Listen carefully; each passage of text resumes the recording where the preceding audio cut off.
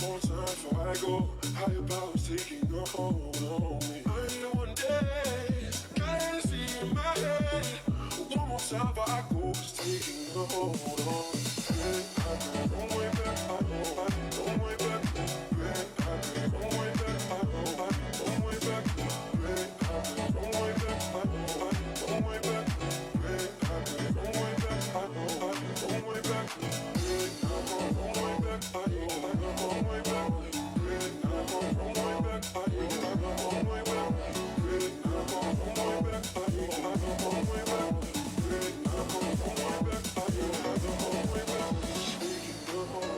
Welcome along at the Westfield here in Stratford, and we are just a few days away now from another massive event.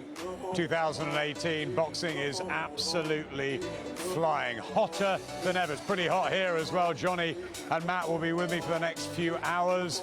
Dillian Whyte, Joseph Parker, a big fight in the big division, and a stacked card as well, Johnny. I think it's a great card. I'm actually looking forward to a couple of good fights on the card. Derek Chisora, Colin Takam.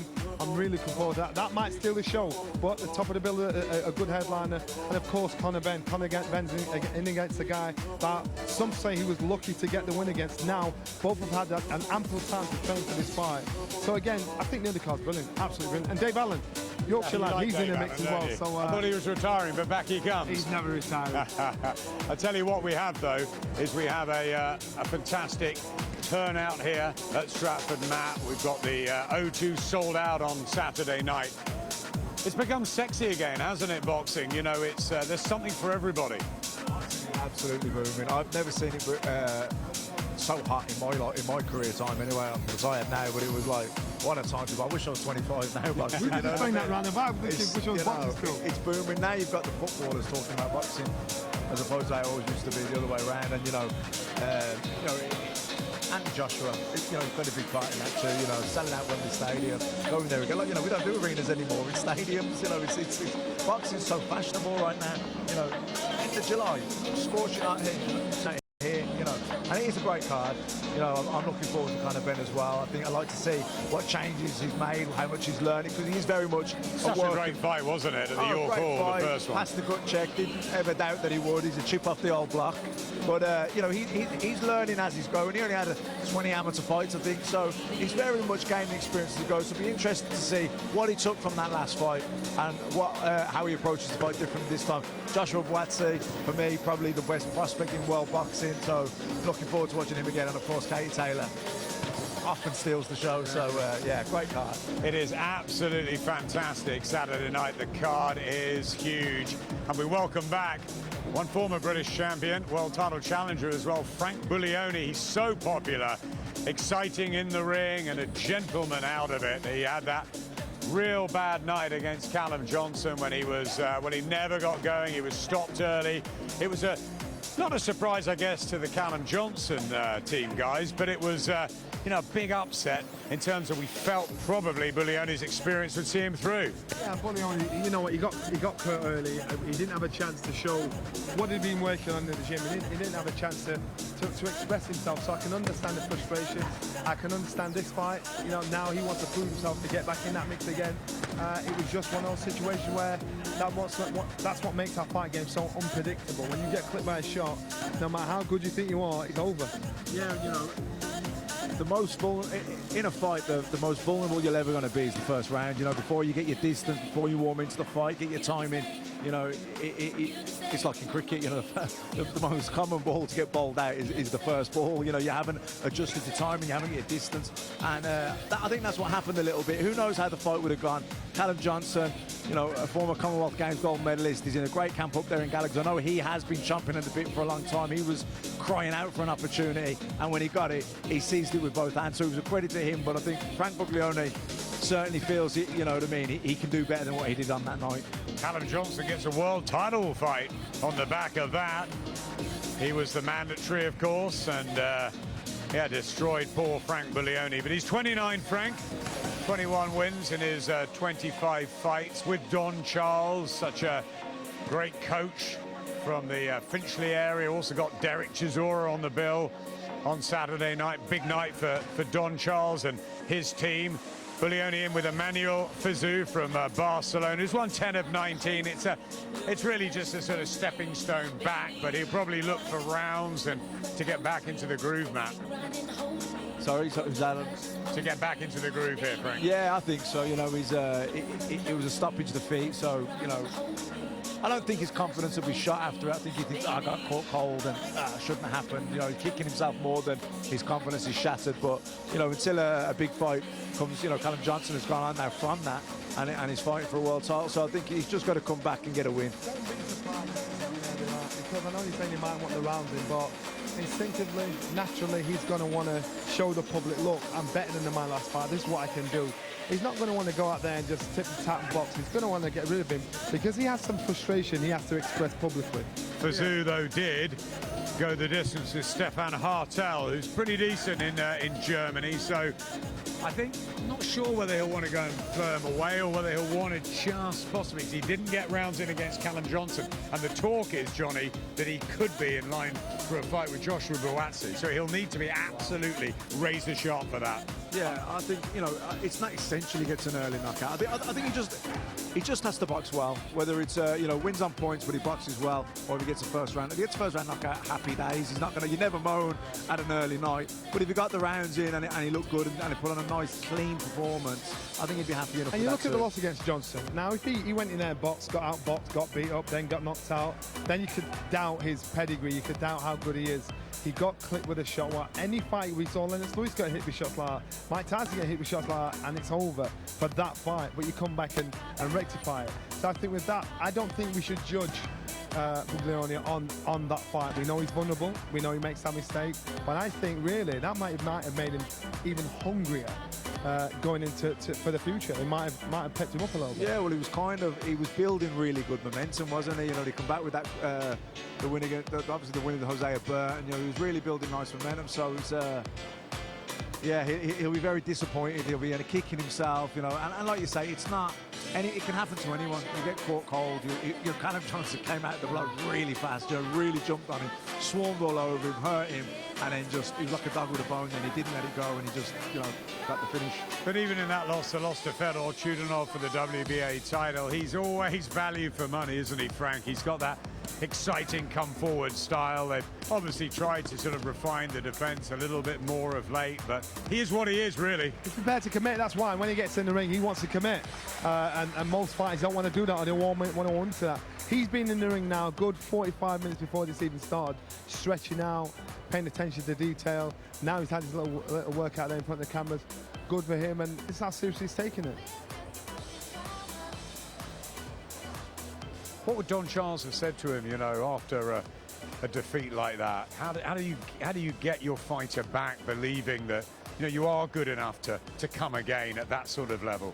Do you know, I don't think it's the worst thing to come back from. It's not like you've been systematically broken down or beaten up, or your tactics didn't work, or you were clearly outboxed by a better person.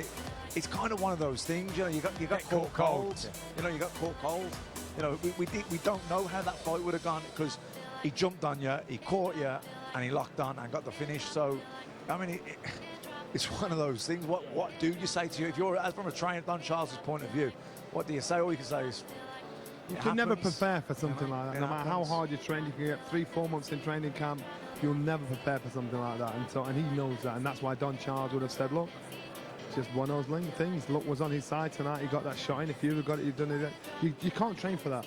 You can't prepare a fighter for anything like that. All you can do is... Matt was talking about the first ball in cricket. Is there something that you can do in the gym? The fastest start, behind a jab? I don't think you can do it in the gym. He didn't do a lot wrong, did he? It was what Johnson did right. It's just your mental approach, I think. And I think, you know, yeah, what Johnson did right. I think, look, you've got to be extra switched on. You know, sometimes you're more switched on than others. He was probably not as switched on as... If you're going to criticise something, even he's been self-critical, and he'll only know this, but maybe he wasn't switched on from the first bat as he should be. On Sky Sports, you know. box office. Let's bring Frank in. Come around, Frank. It's fantastic to see you back. Very popular. The crowd are here early to see you. First of all, how's it been since coming back from what happened against Callum Johnson? That must have been pretty tough to take. I mean, obviously disappointment was there, but I trained the best I'd ever trained. I got myself in tip-top condition, and I opted to trade at the wrong time, so I only had myself to blame. So I could kind of deal with it a lot easier than if it was someone else's fault or I hadn't boxed to the best of my ability. I made a silly error. I paid the price for it, and I've learned a hell of a lot, and I've come back even stronger. So it's interesting. Matt Macklin was just saying that, you know, you can't really prepare for that. There's not a lot Don Charles can say to you afterwards. It's one of those things, you got caught cold, you move on. Yeah, I mean, I had really good sparring. I had guys that were coming in, December, cruiserweight, big punches, and I was catching them and I was hurting them. And I probably got a little bit too overconfident in my own power, so I've worked on a few things and my power had certainly increased. And I knew that Callum Johnson, there was some suspect elements to his game. So I went in there and I was looking for the shot when I shouldn't have. I should have just boxed, and obviously my game's down the stretch, and he's a massive puncher himself. Got my ultimate respect. I mean, he certainly had my respect before the fight, even more so after, and I wish him all the best in his title fight. He's certainly got the potential to go and do some damage there and hopefully win it. Absolutely, he goes over to the States and gets a world title shot. This is how the game goes. What about you, Frank? What are you looking forward to on Saturday specifically? Getting the rounds in again, getting a good finish in, and what lies ahead? Certainly my intention is to get back in that mix. So the guy I'm fighting is reasonably durable, he's reasonably dangerous. So I'm going to go in there and treat him though he's a world champion. That's how I've prepared for my camp. That's how I've done it. So I'm going in there to not take any shots, not take any unnecessary risks, but dismantle him slowly, surely, break him up, get him out of there late, get some rounds in, and then, as I say, I'm ready for anyone in the country, whether that be Jose Burton, Anthony Yard, Callum Johnson. It's a great division, and Joshua Buatsi as well. Exactly, Joshua Buatsi's coming through. It's a shame because he would have had a very good fight with Ricky Summers. We could have gauged it a little bit, but I think he's certainly one that's definitely only improving, and he's going to be a force to be reckoned with as time goes on. Finally, what ambition is there still with you? You're 29, you look fantastic. You know, you obviously got the hunger again. What do you want to achieve in this stage of your career? Because obviously Eddie Hearn can make things happen. Well, certainly I'd love to win the British outright. That's always been a dream of mine. But should the opportunity arise for a European title shot or a fringe world level and get me back in them rankings, that's where I want to be. And I actually feel that I'm coming into my prime now. You look at all the champions of the division, they're all kind of like mid-30s. I mean, Bivol probably early 30s, but Kovalev and Adonis Stevenson, they're kind of getting on a little bit now. So there's certainly, I feel like I'm coming into my prime as a light heavyweight, and I'm excited for the next few years. Hugely exciting fights in the light heavyweight division. I can't let you go without asking you about your man, Derek Chisora. How's he looking? It's a big fight he's got with Carlos Takam, but we really want that to explode, and it may do. Yeah, I believe it will. I mean, Derek Chisora, you never really know what you're going to get. But going by the performances, how he's done in the gym, he looked fantastic. He's had top quality sparring in Brian Jennings, the American, who's very slick, very, very strong, very athletic. He's been having some quality spars with him. And as I say, the last few spars I've seen him, he's looking in the best condition he's ever been in. So I'm excited for it, and I wish him all the best. Yeah, get your fight out of the way. You'll be ringside cheering him on. 2 bulls going for it. Exactly that, exactly that. Frank, great to have you back. Good to see you. Best of luck on Saturday. They call him the wise guy. He's more like the nice guy, isn't he? Everyone says Anthony Croller's the nicest guy in boxing. I'll tell you what, Frank Buglioni is so popular, isn't he? You want to see him do well, and he can. There's great fights out there still ahead for him. Yeah, brilliant division. I like you say, lovely guy. I mean, I remember when he first come through, his first few fights, he was in York Hall. He was like 600 kids all there in their sort of smart gear, you know, and he was like, well, what is this guy? And yeah, real nice fella. And he's turned into a really well-rounded fighter, you know. Reflexes aren't always the best. He can get caught a little bit when it's at long distance, but you know, he tucks up, he walks them down. He's physically quite strong. He's tough, keeps coming. We've seen it in the first we've seen it in the Hosea Burton fight when he just, you know, that Hosea Burton had the fight, won really, but he never stopped believing in himself. He stuck it on him, kept it on him. He said, "You ain't got the minerals." And that weren't true, really, because he did have the minerals, but, you know, we got to him. He did get to him in the end. Jose made a bit of a mistake lunging forward with the shot, but nonetheless, he got him in the last round. He never stopped believing in himself. Johnny, he's got that competitive nature. He's got that spirit, that will to win. The tough question, is he good enough, though, to achieve what he wants to in this sport? Can he go and get that British title outright? And can he go on another level? I think every fight has got a level, and if I'm honest, I think Frank's is European level. I don't think it's beyond that. I think at light heavyweight there's some feisty characters out there. I think there's some domestically good fighters, good fights for Frank to be involved in. But he's a true warrior. He puts it all on the line. You just got to be honest and be direct. I hope he proves me wrong. I really do. But I agree with Johnny. Maybe not even European, maybe British title. But I think if he could win a British title outright, he's done well. And I think. We'd love to see him in with Burton again. We'd love to see him with Anthony Yard or Callum you've got Johnson Boazzi hanging around I think as well. Joshua Boazzi's the one. That's it. And I was going to say, you know, another time, I'd say he'd definitely win a British title outright. But just because when you look at who's there and who's coming up just behind him, Joshua Boazzi, there's a lot it's going to be hard. There's to a lot of talent. There's a lot of talent out there for them not to cross paths. And it's probably a hard thing to say, but that's why we're in the job we're in. You're asking us a question: do I think you can be a world champion? No, I don't. Do I think you can be a European champion at a stretch? But I do think he's a good fighter. Yeah, and a great addition to any bill because of the excitement he brings and the following. He'll never be in a bad fight. You know, he's not the slickest, he's not the quickest, so he's always going to be there in his opponent's face, hands up, coming forward, behind the jab, trying to get work the body. You know, he's gonna be an entertaining, fan-friendly, fun fight to watch. Matt, why is it that suddenly it's the light heavyweights? Suddenly there's a whole load of them, you know, and we just get a plethora. I remember, you know, I don't know when it was, 15 years ago or so, it was all about the light middleweights. It was your likes of Takalu and Wayne Alexander and Steve Roberts and Anthony Farnell and all those guys. But now it's a domestic crop, and light heavy's a really big division. And it's exciting, isn't it? Because you get the power as well as the boxing quality. Yeah, I mean, who knows why it all comes together at what time? That's just the way it goes. Sometimes it's the lightweight division, sometimes the middleweight, sometimes light heavies. But I love the light heavyweight division, love the super middleweight division, because it's where speed meets power. You know what I mean? You get some brutal fights, don't we, in the light heavyweight division? You could never grind down to a light heavyweight, could you? Not if even I chopped a leg off, probably, yeah. I think my first ever fight was light heavyweight. That was only once. Clinton Woods, who no one talks about really anymore. He's a wonderful world champion. Light heavyweight days of Crawford Ashley and those guys. Ule Clementson, remember them? And they were great fights, weren't they? Mark Prince. I remember Clementson and Clinton Woods had a great fight on the chief support fight to Rod McCracken against Keith Holmes at Wembley Arena. What a great fight that was. Clinton Woods really.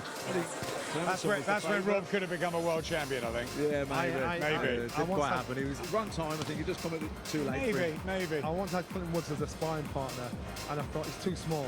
What's he doing? And this guy was so tough, so fast. Clinton Woods was so tough and so fast, and he totally surprised me. His speed, his power, what he could take, and what he could give. And I thought, now I understand why he's world champion. No, because tough. So you got some good talent there at light heavyweight. You have the speed and the power. Matt, really great support here in Stratford, and as we say, a real mix, isn't there? It's men, it's women, it's kids. Everybody wants to come to be around an event, and these things, these weeks, these workouts, and then you know you get the press conferences and the ringside shows, and then the weigh-in, and it's just a real possibility to get I guess the fans closer to the fighters than ever before, and with the advent of social media. Well, nothing beats boxing for excitement. You know, it's the look at the movies. How many boxing films have won Oscars? You know, because it's the life stories behind them as well. You know, sometimes the 24/7 programs are nearly better than the fights because it's the life stories, and you know, you see men, women, children. It's you know, sometimes at a football match. You'll have women there, but it's very kind of much a man sting pub, going out to the pub. It's a great night out. Conor Benn just looking at his foe in the ring. That is Cedric Pernot, who was absolutely thrilling when we saw him at the York Hall Bethnal Green. I think it was a most unusual fight, but probably the best undercard scrap of 2017, wasn't it? Yeah, probably. And you know what? That might be the making of Conor Benn. You know, he was probably, maybe he was getting a little bit complacent, maybe believing his own hype a little bit, and then all of a sudden, you know, he's on the day. Cedric Pernot goes out. The White Rhino's about to come in. They're all here for this summer showdown on Saturday. Who's who? You always see it on the pay-per-view, don't you, Johnny? It's like being in a greenhouse in this place. It's that hot. Dave Allen now gets in the ring, you know, and Eddie Hearns took a shine to him because he thinks this guy, he's just he's got that likability about him. And Dave's a tough unit. And Dave, it's about attitude. And if he fancies it, you know, it reminds me of mentally. Herbie Hyde was one of those guys that if he fancied it, he'd never beat him in a million years. He has the same attitude. If he fancies it, he's going to be a hard man to beat, but he's just tough. He loves the game. Yeah, one of those guys. I remember them years ago. The lot of journeymen that weren't always journeymen. Do you remember the Ramses, Martin? Yeah, Paul, I do. If they fancied it on a certain night, man, they could beat anybody. They were good fighters, you know, ABA champions, boxing the world championships. Then, you know, lost a few early on and went into the journeyman mold, but had a lot of ability. And on a certain night, if their pride kicked in, that could be a nightmare to fight. Yeah. What Dave Allen is doing now is probably one of the old tricks that we did in the gym back in Brendan's gym when he trained up there. And what you do is you get someone that's smaller than you, that's lighter than you, that's faster than you, to chase you around the ring. You've got to slip, get out of the way, try and block the shots, catch the shots. And as a heavyweight, it's good for hand-foot-eye coordination. And that's what he's doing here. He's just got this young man here to spar with him. It's a bit of a giggle, a bit of a laugh. He is just a laugh, isn't he, really? I mean, he can fight, obviously, and everyone says he's a great sparring partner. You hear it from all of them that he's been in with, from the top, the Klitschko's to the Furies. Everybody raves about David Allen in their camp. You know, he hasn't always got it right in the ring, but Eddie Hearn's got a big soft spot for him, and like Barry has with Sam Eggington, if your boss has, that's a good thing. It's a good place to be, isn't it? Yeah, he keeps getting opportunities, but you know he always comes and his value for money. You know, yeah, he's been unlucky with a few cuts and different things like that as well. But you know, he's a character. He will fight anyone. He always gives it everything he's got. Surprises people with how good he does a lot of the time. So I understand. I mean, have you ever seen anything like this in a workout 3 days before a big fight? Well, at least he doesn't have to worry about making weight. If he was making weight, he might not be doing that, let me tell you. But no, he's very, he's a character. He's a joker, isn't he? That's fantastic. It really is, David Allen. He's a character on the circuit, and you tell you what, you need those, Johnny. You were the entertainer, of course. I did hate that job. That tag, the entertainer, didn't do me any favours. But you entertain no one. Dave Allen's entertaining all of us. You know, this is about being able to relax, being able to make light of it, because the serious time is when the bell goes, and when you're relaxed, especially at this stage here. Now that's when you. He has got a serious fight, though, against Nick Webb, who's unbeaten. There was all the talk of Webb against Joyce. Joyce wasn't ready. He's gone out to the Big Bear Mountains to get training. Webb wants Joyce, but, you know, David Allen is going to go for it Saturday, isn't he? Nothing to lose. Nothing to lose at all. And that, again, look, remember the reputation of Dave Allen around as a sparring partner, he's a handful. He was the kind of guy where people just thought, you know, I don't need him. He's tough. I just don't need to get involved with somebody like that. And so Dave Allen takes that reputation into the ring. So when he fights Saturday night, he won't be taken lightly. He will give him that respect where it's due. Yeah, and also I think the pressure's not really on Dave Allen. I think that's why he always kind of exceeds expectations. He comes in, a lot of the time he's the B side, the opponent, and he actually comes in there and he has a real go and gives us great value and lots of fun and gimmicks along the way. And you never know what you're going to get. He went 10 rounds with Tony Yoka. He had that cut problem against Leroy Thomas. David Allen is wondering then he where said his on water social is. media just a couple of weeks ago he was taking a break from boxing. Not very long, the break. Yeah, talk is cheap. You know, this game, unfortunately, you don't leave it, it leaves you. So Dave Allen's never walking away from this game. And many fighters, once they've retired 5 years later, they're still being silly enough talking about coming back at the age of 49. So with Dave Allen, I think it's just an emotion thing. He likes the sport, falls out of love with it, falls in love with it. But again, Saturday night, look at him, he's happy. He's happy in there. That's where he feels most comfortable.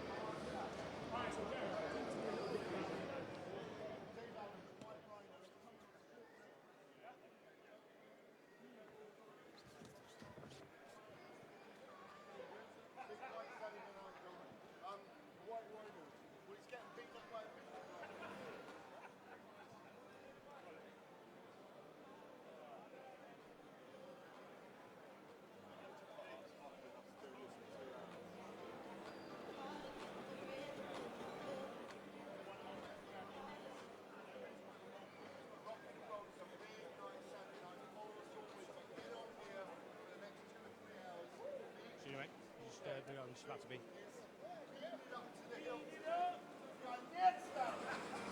Welcome back to Westfield, a terrific atmosphere building here. The crowd enjoying seeing Dave Allen, who is in action on Saturday night. But join us after the break.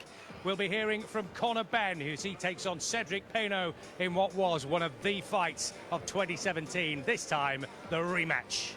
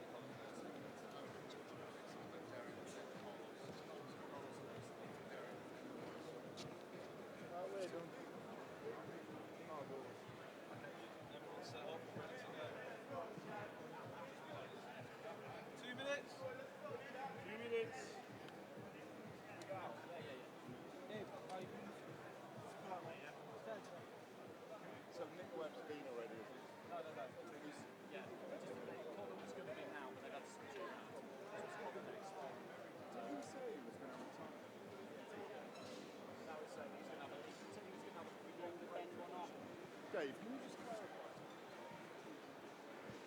Yeah, that's fine, yeah.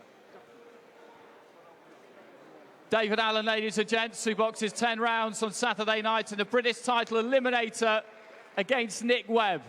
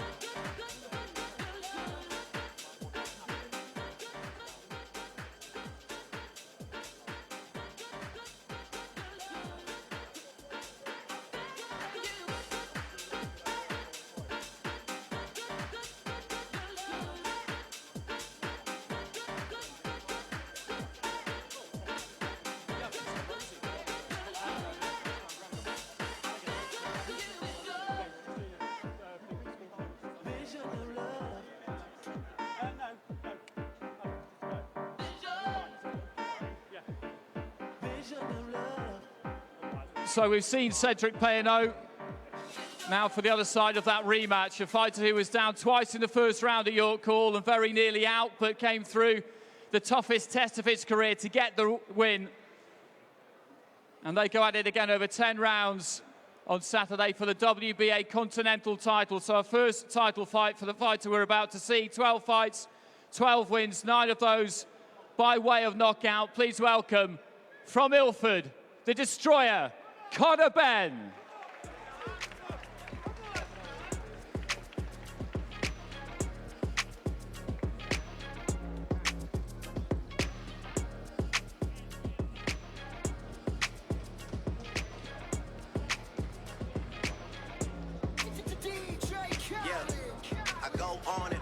Welcome back to Westfield. Conor Benn has made his way into the ring, and my word, Johnny Nelson, this was one of the fights of last year, wasn't it, when he took on Cedric Payno? But I think he will be desperate to make sure there is no repeat of what happened to him during that fight. On his backside twice, and then scoring 2 knockdowns to win the fight. I think he went up in everybody's estimation in that fight there, because a lot of questions were answered. Has he got the bottle? Has he got the gut check? He showed it all, and he dug through. Some people say say he didn't deserve the decision, but you know what? He's come now and he said, I want this fight again. And his opponent took the fight at 2-3 days notice. Now he's had 8 weeks to prepare for this. So I reckon, again, this will be a war. This will be a big shout. But for Conor Benn, it looks unbelievable condition. I saw some of his social media and I thought, wow, this kid's turned into a man. And that's about attitude as well. He knows what to expect. It was probably the best thing that could have happened to him, because now all of a sudden he's thinking, right, I've got to take this serious. I'm not a celebrity, I'm a fighter. And he's taking that attitude. He wants to box, he wants to know how to learn his craft. And he was coming on slowly but surely. But the mistake he made was underestimating the man that was in front of him. He won't do that again. I can remember his dad going through the same process through his career to become a world champion. And Conor, it's history repeating himself with Conor. I remember him saying, we were chatting on Monday about that fight, and he was saying that he'd booked himself a holiday to Miami. His brain was virtually on the beach by the time he got into the ring. So he didn't take it properly, seriously at all, and he paid the price as a result. He said there's going to be absolutely no chance of that happening again. I've seen nothing of Conor Benn up until the last 2 weeks come up to this fight, and all it's done is shown some social media things of his workout. Now this kid now has said, I love the game more than the fame. And most fighters make that mistake. Some fighters never get over that mistake, and it's a devastating loss that puts him out of the game. It makes him disillusioned. Conor Benn, I think, because he's used to what's happened with his father, because he's used to his father getting to the heights of the highs, you know, the ups and downs, Conor Benn is now thinking, right, I've had my gypsies warning, I made a mistake, I'll not do that again. I would be very surprised if we see Conor Benn in such a life and death situation again, in a fight where he's thinking he had his eye on something else or fight past it. Best lesson he could have learned. Having said that, he had learned a lot about himself in that fight, in the sense that he knows that he can come back from that kind of adversity. He showed a massive heart in that fight to get back and win it. Having that in your locker now going forward, that is going to be huge for him for the future, Massive isn't it? confidence boost him, and what made me smile was his dad had no pity for him whatsoever. His dad said, yeah, there you are, son, now you're in this big man's game. I'm thinking, wow, you know, and it's school of hard knocks. And he was so right. Nigel was so right. He said, right, this is what you're in. It's the job you want. If you want it now, you've got to commit yourself to it 100%. And if you're the sort of fighter that knows you've been through something like that, the scary thing is you might tempt fate and think, right, I can have it again. Let me do that again because I know I can pull through. I want him to know he can do it. I want him to know he can withstand such pressure, but I want him to also know, only if I have to. Only if I have to will I do that, go there again. And I think Conor is smart enough and wise enough to think, right, before that fight, he was saying things like, do I really want to do this game? Because he doesn't know it, and it's not about the money. And then I think now he's had that fight, he wants to do the game. He wants to fight. He wants to be a boxer. Whereas before he thought, take it or leave it, come see, come star. Now he wants it. He loves it. Be great to see what happens. We can't wait for this one. If it's anything like half as good as the first fight was, it could be a showstopper on Saturday night. Conor Benn versus Cedric Peynaud for the second time around at the O2 on Saturday night.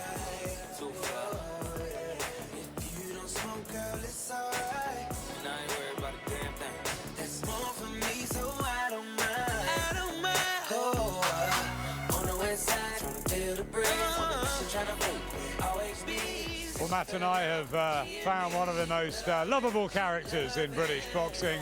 A guy that always gives the value for money, has a few jokes. I'm not quite sure what was going on in there tonight, but I think you enjoyed it, didn't you? And it was a workout with a difference, Dave Allen. Yeah, that's my protege, Danny Morell. I started training with Brendan Ingle back in the day when I first started, and I knew the story that Edwin had. So I found this kid on the streets of my village at home. Did you? And I saw something special in him, and he's had about 40, 50 amateur fights. And I just thought, you know what? That's my retirement sorted.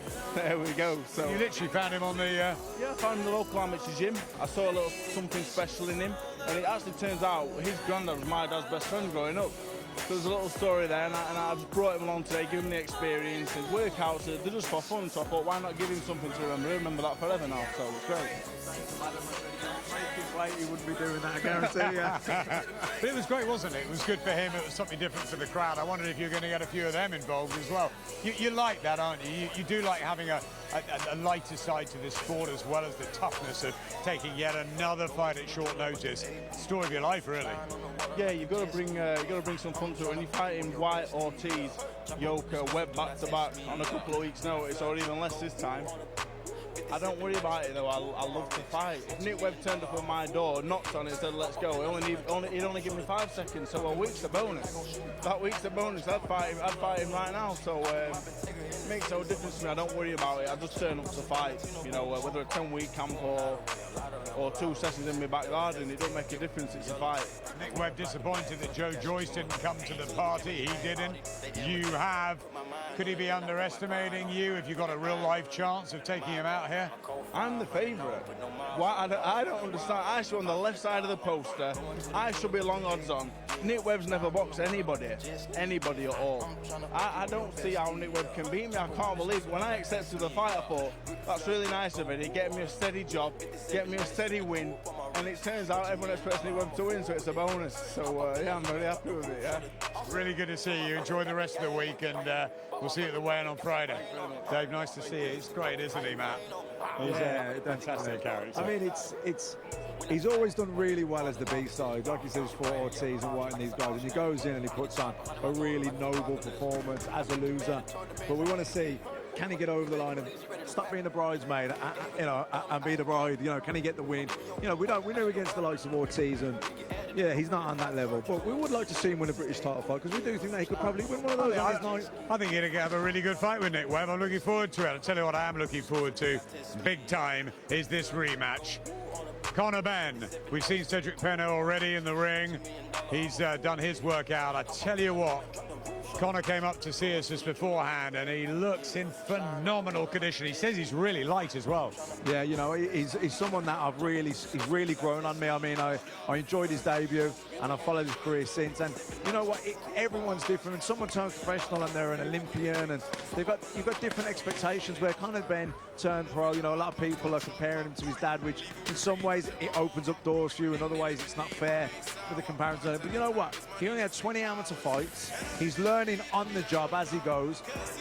I'm interested to see what did he learn from that last fight. You know, I want to see him it's not about getting the win. It is about getting the win, but I want to see what he does differently. What did he learn from that last fight? Because, like I say, he's very much a work in progress. He's only 21 years old.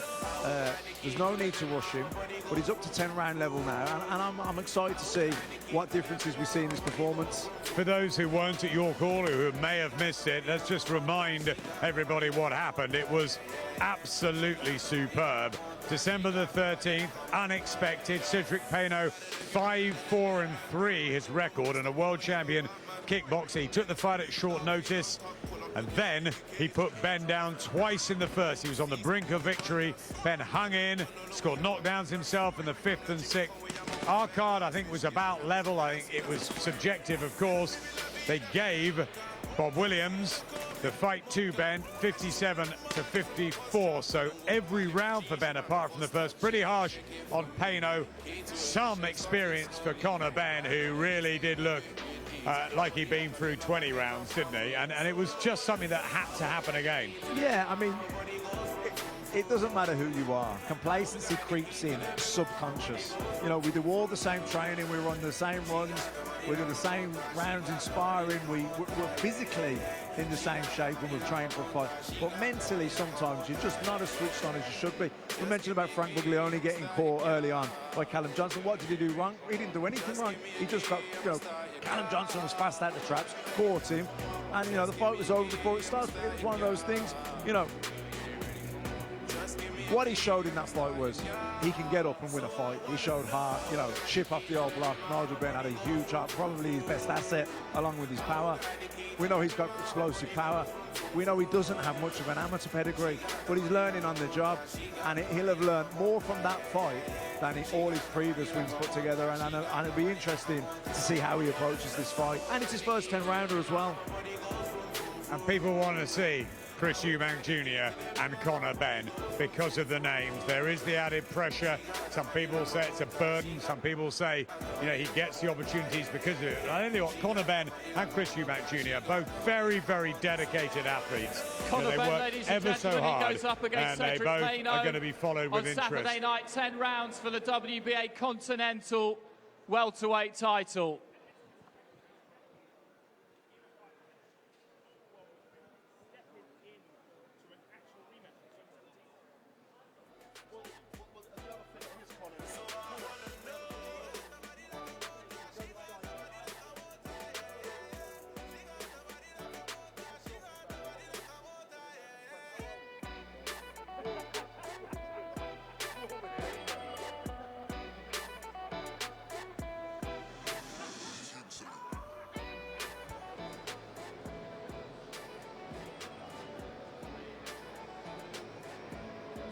Well, without doubt, it was one of the fights of 2017 when Conor Benn took on Cedric Peynaud. Even though you got the right results, it was for all the wrong reasons, Conor. How much has that been burning away at your brain ever since? Oh, not that much, you know. It took me a while to come over it.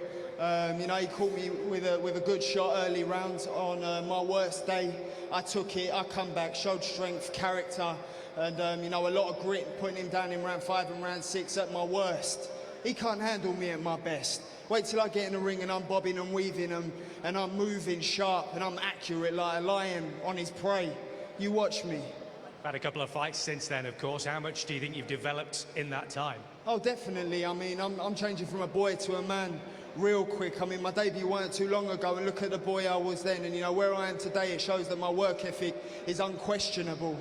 You know, I work really hard. I'm always in the gym. I'm always learning, always want to better myself. And when you've got an attitude like that, you can't help but grow. In some ways, did that first fight against Peynaud teach you some lessons, but also give you a lot of food for thought in terms of what you have to do to make sure that you are a success going forward? Of course. I mean, that scared me. That shook me right up. I didn't know that's what boxing was about. You know, people don't know until you go through it. I got put down. I didn't know I'd had the grit in me to come back in round 5 and round 6 and put him down. But now everybody knows I don't mind having a scrap. It ain't all talk. It ain't all talk. It's proof. I'll go to scrap if I've got to. I ain't worried. But this time I'm going to box and show my boxing ability. I've been studying Sugar Ray Leonard, and you know what? I like to think I'm the Arturo Gatti of English boxing. That's a big name to live up to, but you're certainly going about it in the right way. And you love to entertain people when you possibly can, don't you? Has anyone seen a boring Conor Benn fight? Nah. Nah. Let's have it. I'm either in a ruck or man's getting laid out. I don't care. And as far as Cedric Peynaud is concerned, obviously he's had longer to prepare for this fight, so are you expecting more from him this time round too? Nah, not really. I mean, I see him on the pads there, all he's throwing is his heavy hands, right hand, left hook. They're heavy-handed, don't get me wrong, he put me down, so credit to him. You know, but at the end of the day, I can grow, I can learn, I come back from that, I learn, I come back from my jaw injury and I come back better. And I'm coming back better and I will come back better every time because that's the mindset I got at 21. And I'm still growing, I'm still going to make mistakes. I'll probably get put down again. I ain't saying I ain't going to get put down again. I know I probably will. It's just my style, but I'll get up and have it with you. We can't wait. Thanks very much indeed for joining us, Conor. Conor Benn taking on Cedric Peynaud, one of the stunning fights we've got on Saturday night at the O2.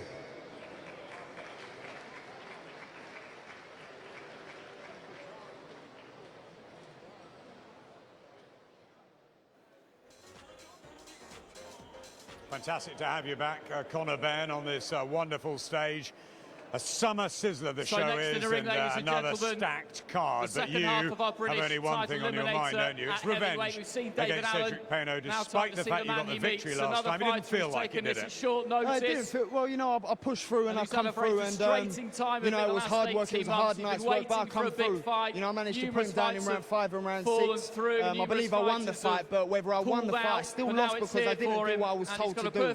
So when I go into a fight and I still get the win, 10 by way of knockout. I still feel like I lost because I'm not doing what I know I should be doing. You know, that's what I meant when I felt like I lost. But I still think I won the fight. Does that make sense? I don't think we knew whether you won, lost, draw, but what we did know is we wanted to see it again. I think Cedric Peynaud deserves that. I think you deserve that. And listen, he's a big puncher, but you've got to go about it a different way, aren't you, this time? Oh, of course. I'm going to do a Sugar Ray Leonard when he fought Marvin Hagler. Move around the ring, not get hit, work on my jab, my 1-2s, bosh, hit and run. That's what I'm going to do. Just show my boxing ability. Why not?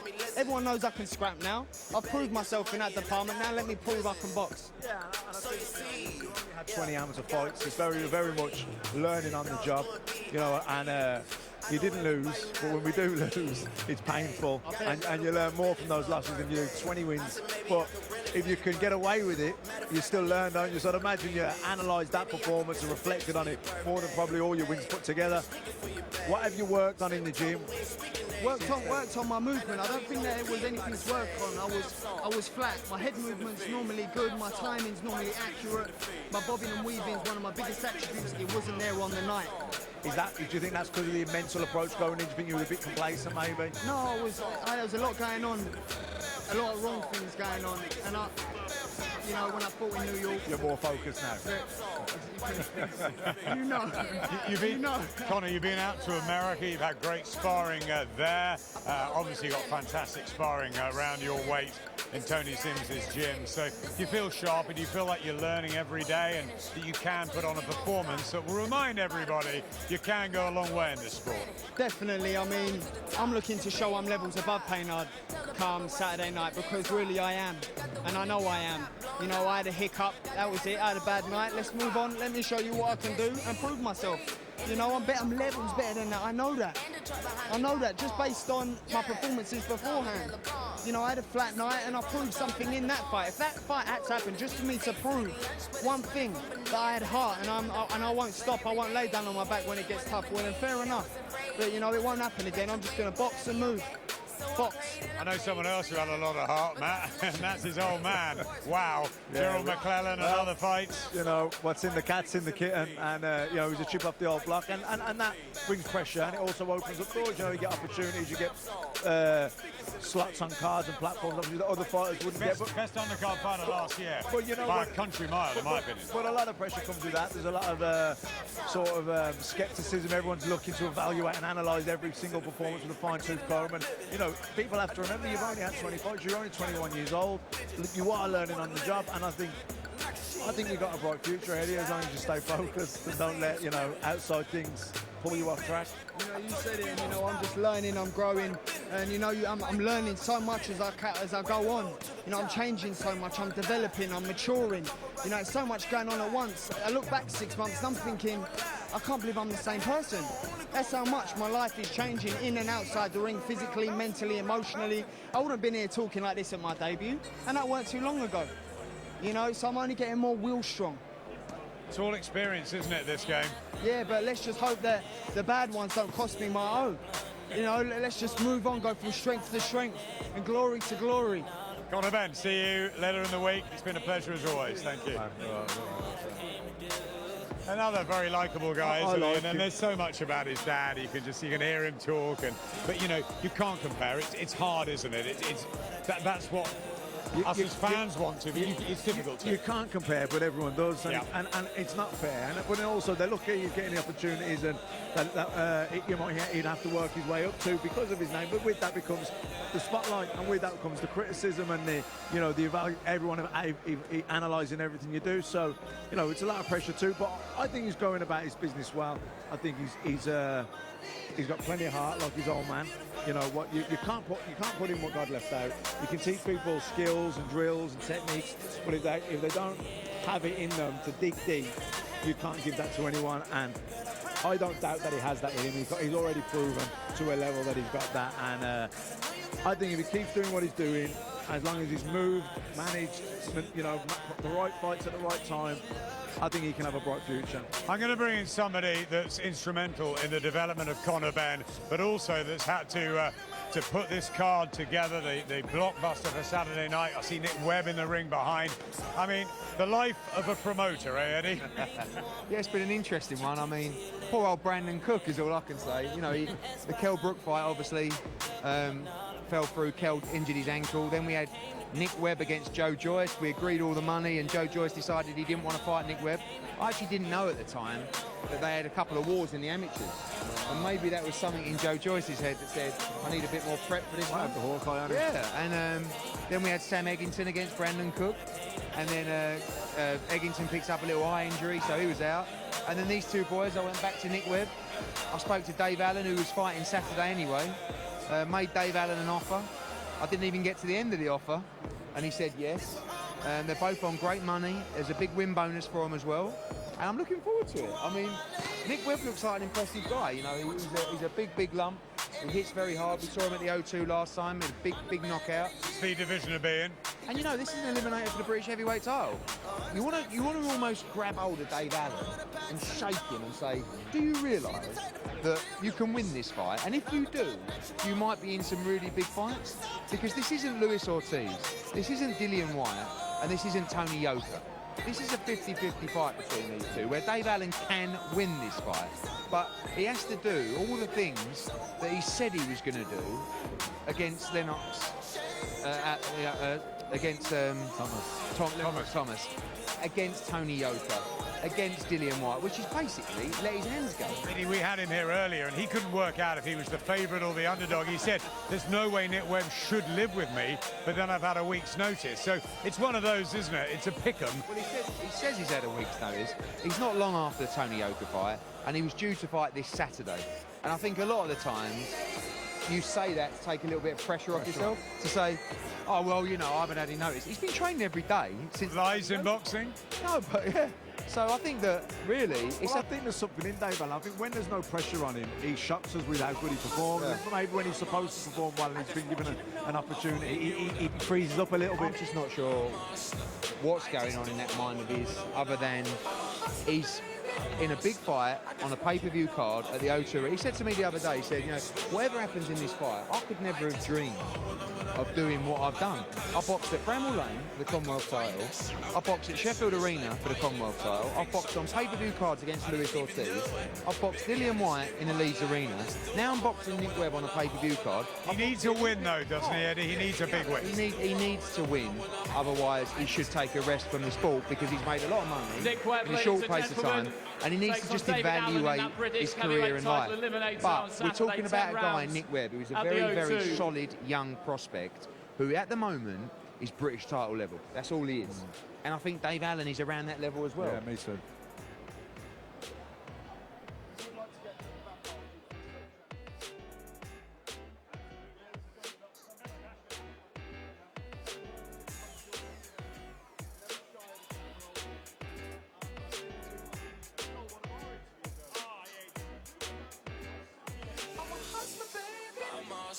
I just want you to know. I thought you knew that. It ain't where I've been. I'm a hustler. I just do what I wanna. I'm a hustler, baby. I'm a hustler. I just want you to know. I thought you knew that. I could sell the biggest scrolls out into 2-pack. I just do what I wanna. I think I lost my mind. I can't find that shit. I'm reckless in this life I live. I don't think sometimes. I don't even know why. Baby, I just live my life. I just do what I wanna, how I wanna. Baby girl, I just do what I wanna, how I wanna. I just do what I wanna, how I wanna. I like to kiss and cuddle and walk.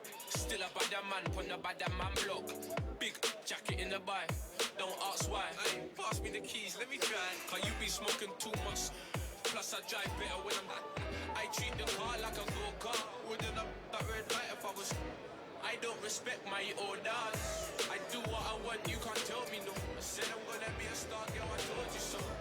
Don't be that guy that owes me no. The crowd here at the Westfield really enjoying the So action. making his They've way been to the quite a ring few now, ladies top and stars so gentlemen. far, but now Matthew One of our Macklin, we're Rio going to see one of the stars that we think is going to be 2016 a real star in the medal future, and won that's at the Joshua Olympic Buatsi, Games. who is And fighting for his first light heavyweight on professional Saturday, title he goes for his on first Saturday night. What have you made of his rise professional so far since his Olympic success? Every time I've seen Joshua Buatsi box, I've been really impressed. He's my favourite prospect in world boxing. He's solid, you know, he's economical, he doesn't waste punches, he's got a beautiful ramrod jab, almost like Ike Quarty. I've used that comparison a few times when I've been commentating on him. But real smooth, real solid, doesn't waste anything. Even his movement, he's economical with that. You know, little steps, he's not running around the ring, which, you know, for how inexperienced he is in his professional career, it can take fighters coming out of the amateur a while to settle down, but he's settled down straight away. And I think he's got a big future ahead of him. I see him definitely winning a world title. I see him being a star. We're wanting to see him step up. This will be his first 10-rounder, but he's taking on a fairly little-known Latvian, obviously for a title as well, though. But this is the problem he's got now. He's at that sort of level whereby he's going to struggle to get opponents which are going to give him a leg up the system. Yeah, well, I think initially he was meant to fight Ricky Summers, which would have been a good fight, but that fell by the wayside. But, you know, it is what it is. It's a 10-rounder. He's still... I'm not going to say make the transition, because I think he has already made that. He's settled in, he's on 10-round level. Like I say, he's got a very compact, solid look to him. Tucks up well, works the body, good variety. You know, he looks like a solid professional. He's had Fid Pro, you know, a long time now.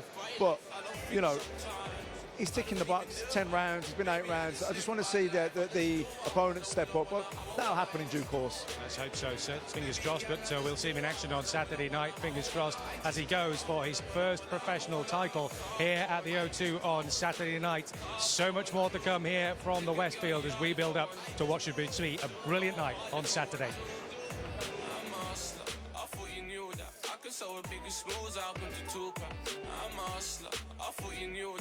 so a big smooth out with the two-pack. Johnny and I have been joined by another heavyweight in this enticing mix. He's unbeaten as well in Nick Webb.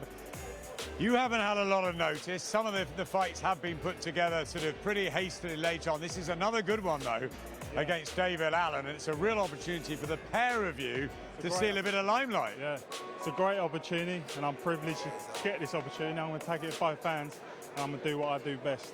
We've seen you on our shows before, but for those who don't know much about you, just tell us a little bit about your style and your hopes for the future and where you think you sit in the heavyweight division at the moment. Well, my style, you know, I've took most of my opponents out. I've had 12 fights, 10 knockouts. And so my style, you know, I'm a big puncher, but I don't think everyone's got to see my whole style yet. So it'd be good to show everyone what I can actually do, that I'm the complete fighter. I've got everything that I can have. You're undefeated as well. Exactly.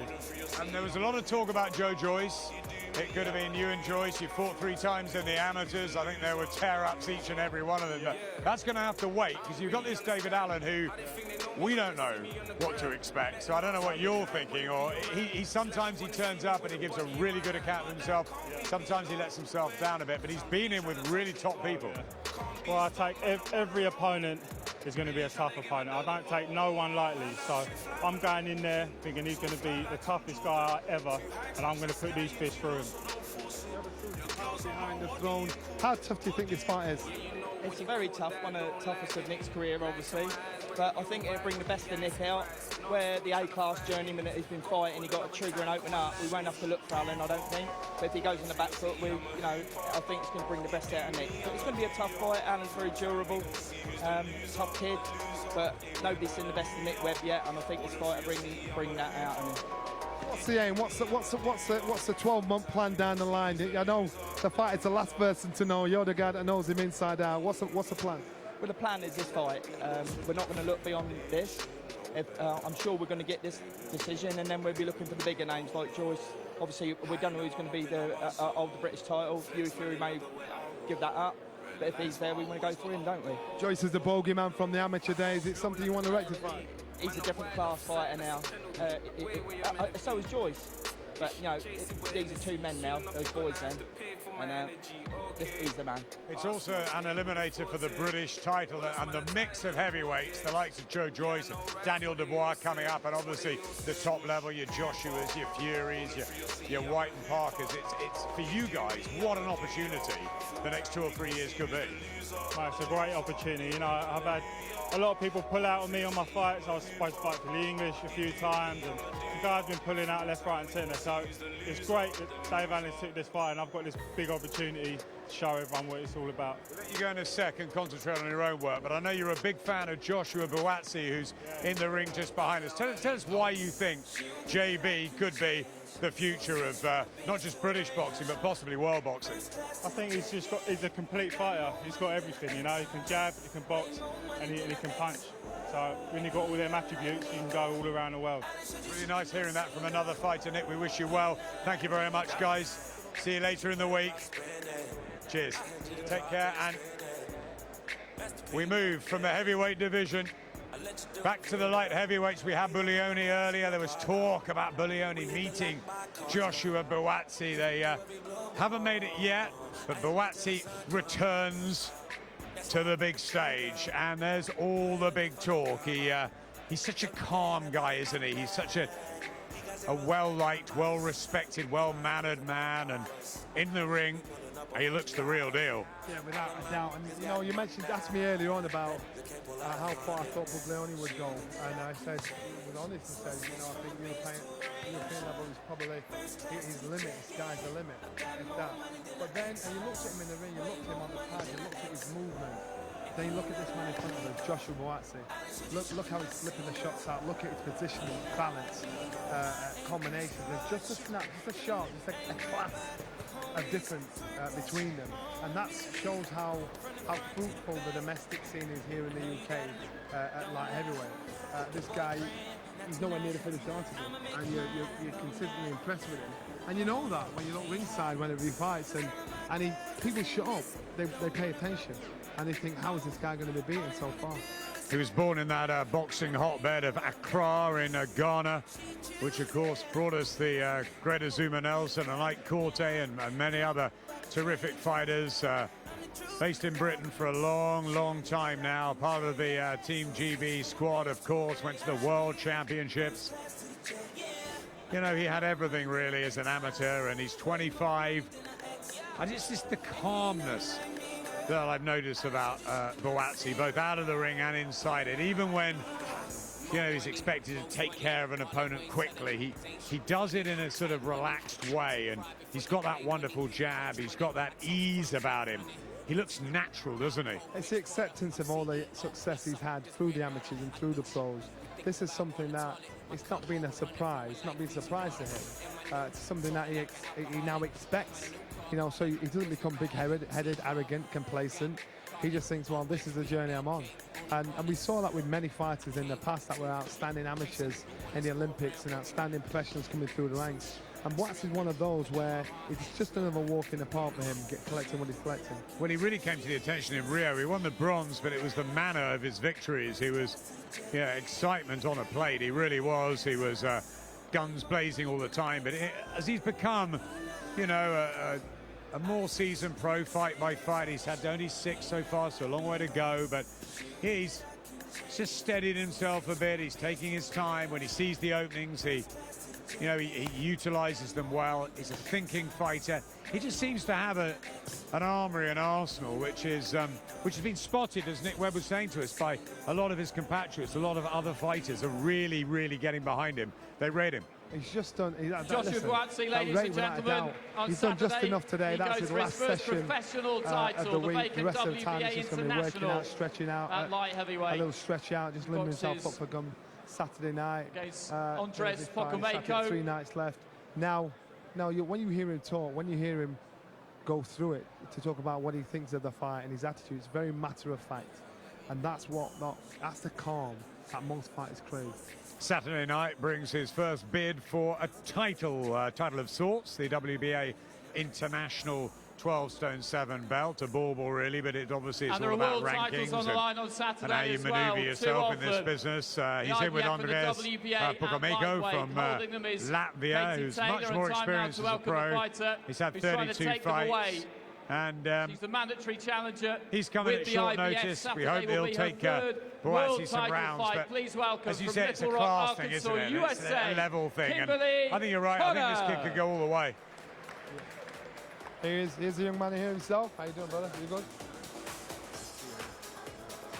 Joshua Buatsi, JB, good to see you as always. Back on yet another big stage, a huge platform, and yeah, this is where you do your business, isn't it? It is, man. The lights are going to be bright, shining on us. It's hot in here today, Adam, but I'm coping. I'm sure it'll be hot on Saturday night as well, but I'm ready, man. I've trained hard, I've worked hard, and I'm ready to put in a show. You haven't known your opponent for a while. It's been chopping and changing. How difficult is that as a fighter, you know, still in the early stages of your career, to have to adapt to whatever the promoter or the matchmaker brings? It's been very hard, Adam, but to be fair, on Saturday night there's going to be a guy across the ring trying to hurt me, so I'll be switched on. That's the thing. It's been frustrating, but I'll take it all out in the ring. Frank Buglioni was up here earlier on. Of course, your both your names are being thrown into the pot for something down the line. Is it something, have you kept your eye on it? Is it something you're looking forward to, you're anticipating? Like you said, the name has been thrown into the pot. I've listened to it, I've heard what people have had to say. Again, if it's a fight that my team feel, Josh, this is the right move for you in your next fight, couple of fights, then so be it, I'll take the fight. You're coming into the light heavyweight division at the right time, aren't you? You know, Callum Johnson's getting a world title crack out in the States in October. Frank Buglioni back on this one. You've got Jose Burton, Anthony Yard. It's a wonderful mix, the 12-7 boys. Matt Macklin was saying earlier, it's one of his favourite weight classes. It's all excitement, isn't it? It is. There's speed, there's power, there's experience, but most importantly, Adam, there's some real killers in my weight category, so I have to stay on it. I have to stay true to myself, I have to work hard, and hopefully I'll get to the top. What's been different in this camp, sparring-wise, mentality as you're developing? Just longer hours in the gym, Adam. Rounds up and rounds up and rounds. I work up every day thinking about Ricky Summers, He's pulled out unfortunately due to an injury. I hope everything's well with him. I hope he gets back to full health, back to 100%. Maybe we can get on down the line, but it's been different. Spending a lot of time in the gym. Are you one of the few fighters that still trains in the gym even though you haven't got a fight coming up? Absolutely. It's my full-time job. It's all I know how to do right now. You know, this part of my life, everything's boxing. Every day's boxing. We see Lawrence Okoli just behind you doing another interview. There's a great camaraderie, isn't there, between the Team GB guys. You're always at each other's fights, in each other's pockets, and it's great. It's like a little rat pack that Johnny had in the days with Brendan Ingle and Nassim Hamid and Ryan Rhodes and all that crowd. Sure, absolutely. We've travelled the world together. We wish nothing but success for each other. There's probably a race as to who's going to become world champion first. There is, but what I'll say is I'm staying in my own lane. I know I'll get there eventually, but there's probably a race between the other guys. What is it about a group of guys who are all together and you're different weights? There's no real sort of highly competitive element, or you're all trying to sort of outdo each other in weights, but you're mates. When the gym doors are shut, there's competitiveness going on. Ours used to be the first one to get his face on the front of the boxing news. That's what ours used to be. Exactly. These guys, the stakes get a free pass into a big show. These guys, the stakes are higher. It's the first one to become a world champion. They are that talented. Who's going to do it? I'd say myself straight away, but the other you're staying in your own lane. No, the other boys will have their opinions and whatnot, but again, like I said, I'm definitely staying in my own lane, Adam. I can't watch other people. I can't watch what other people are doing. It's up to myself and my team to make sure we're at the right place at the right time, having the right fights. But I'll get there. It's something that I'll 100% get there. We're going to have a trim and a cut, we know that, before Saturday night. What sort of performance are you going to put on this huge card to try and steal the show? It's almost, Adam, it's going to be a dominant performance. For me, it's to win every single round.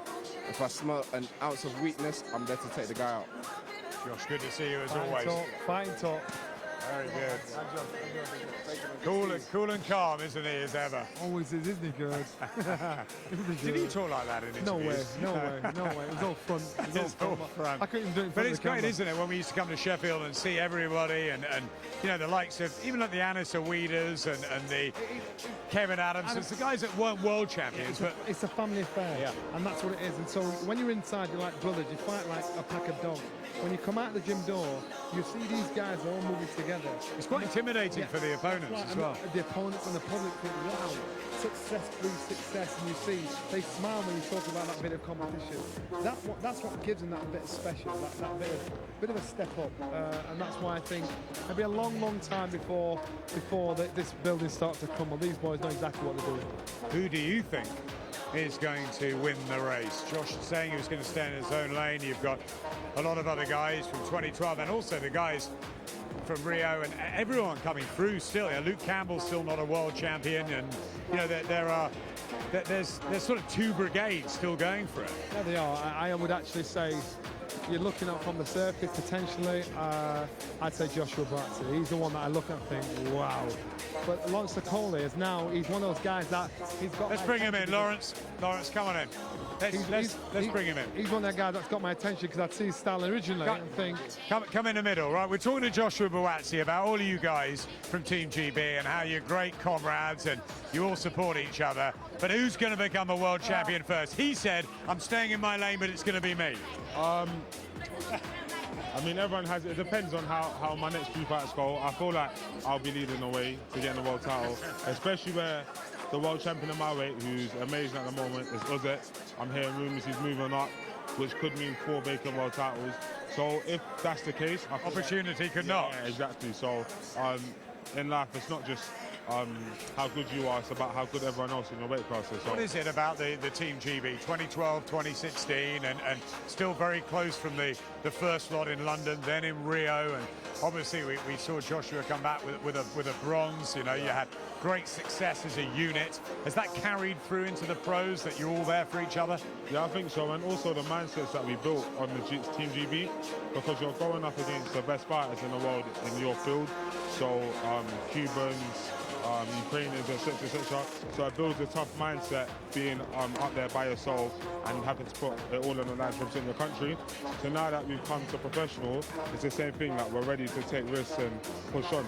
That's it. We're going to have Joe Joyce on the bill. He's a silver medalist, of course. He might still fight the winner of Allen and Webb. And, you know, you've got Joe Cordina on Saturday week fighting against Masha Dodd, and he's another one coming through.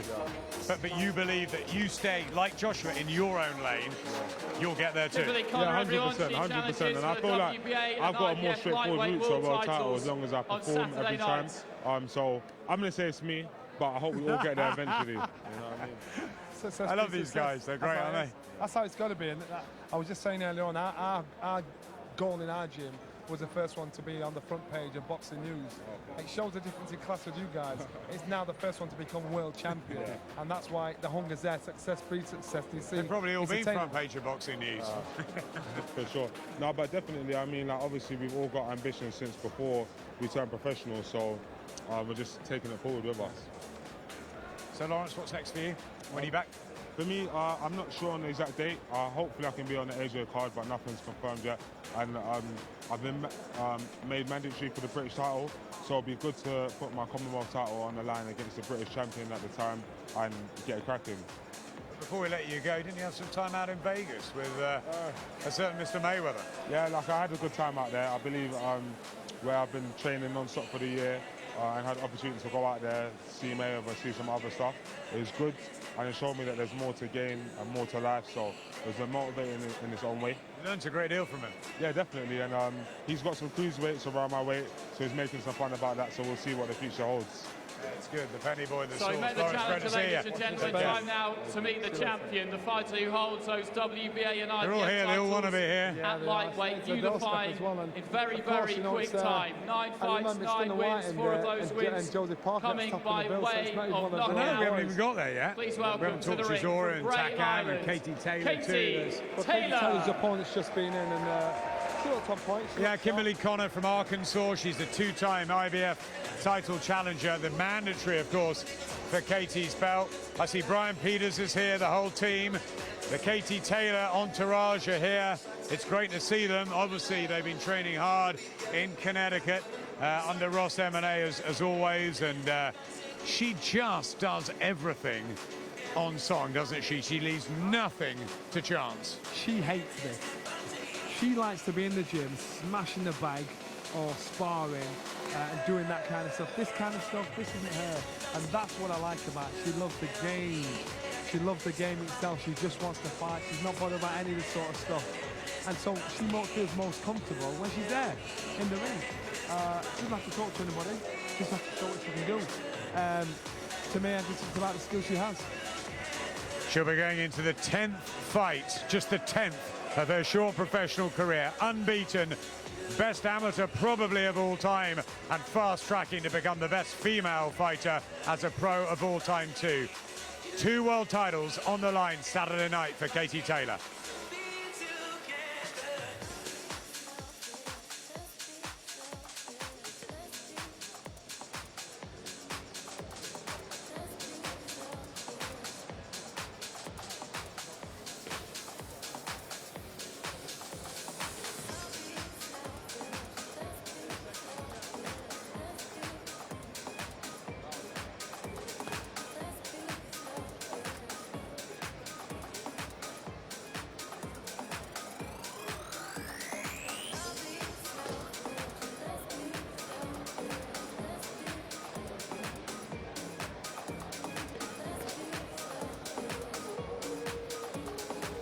Welcome back to Westfield. Terrific excitement here because the Golden Girl is in the ring. Katie Taylor, incredible rise she's had so far. Without doubt, one of the biggest names in women's boxing at the moment. And Matthew Macklin joins me to watch her. 9 fights, 9 wins, 4 by way of KO, and already 2 world titles to add to the multitude of gold medals she's picked up as an amateur so far. It's incredible, isn't it? Oh, you know what? She was a sensational amateur. Sensational. She was probably she was one of the biggest reasons why women's boxing got included into the Olympic Games, and you know what?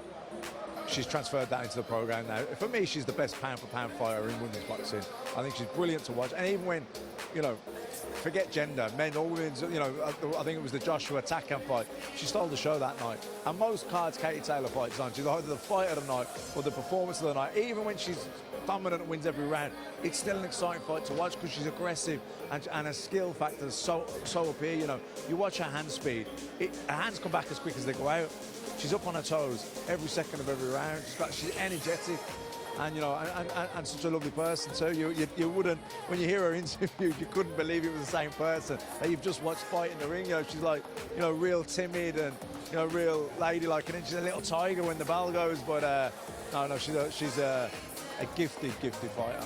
When she won a second title back in April, I think it was, earlier in the year, against Victoria Bustos, that was a sensational performance. She never put a foot wrong for the whole fight.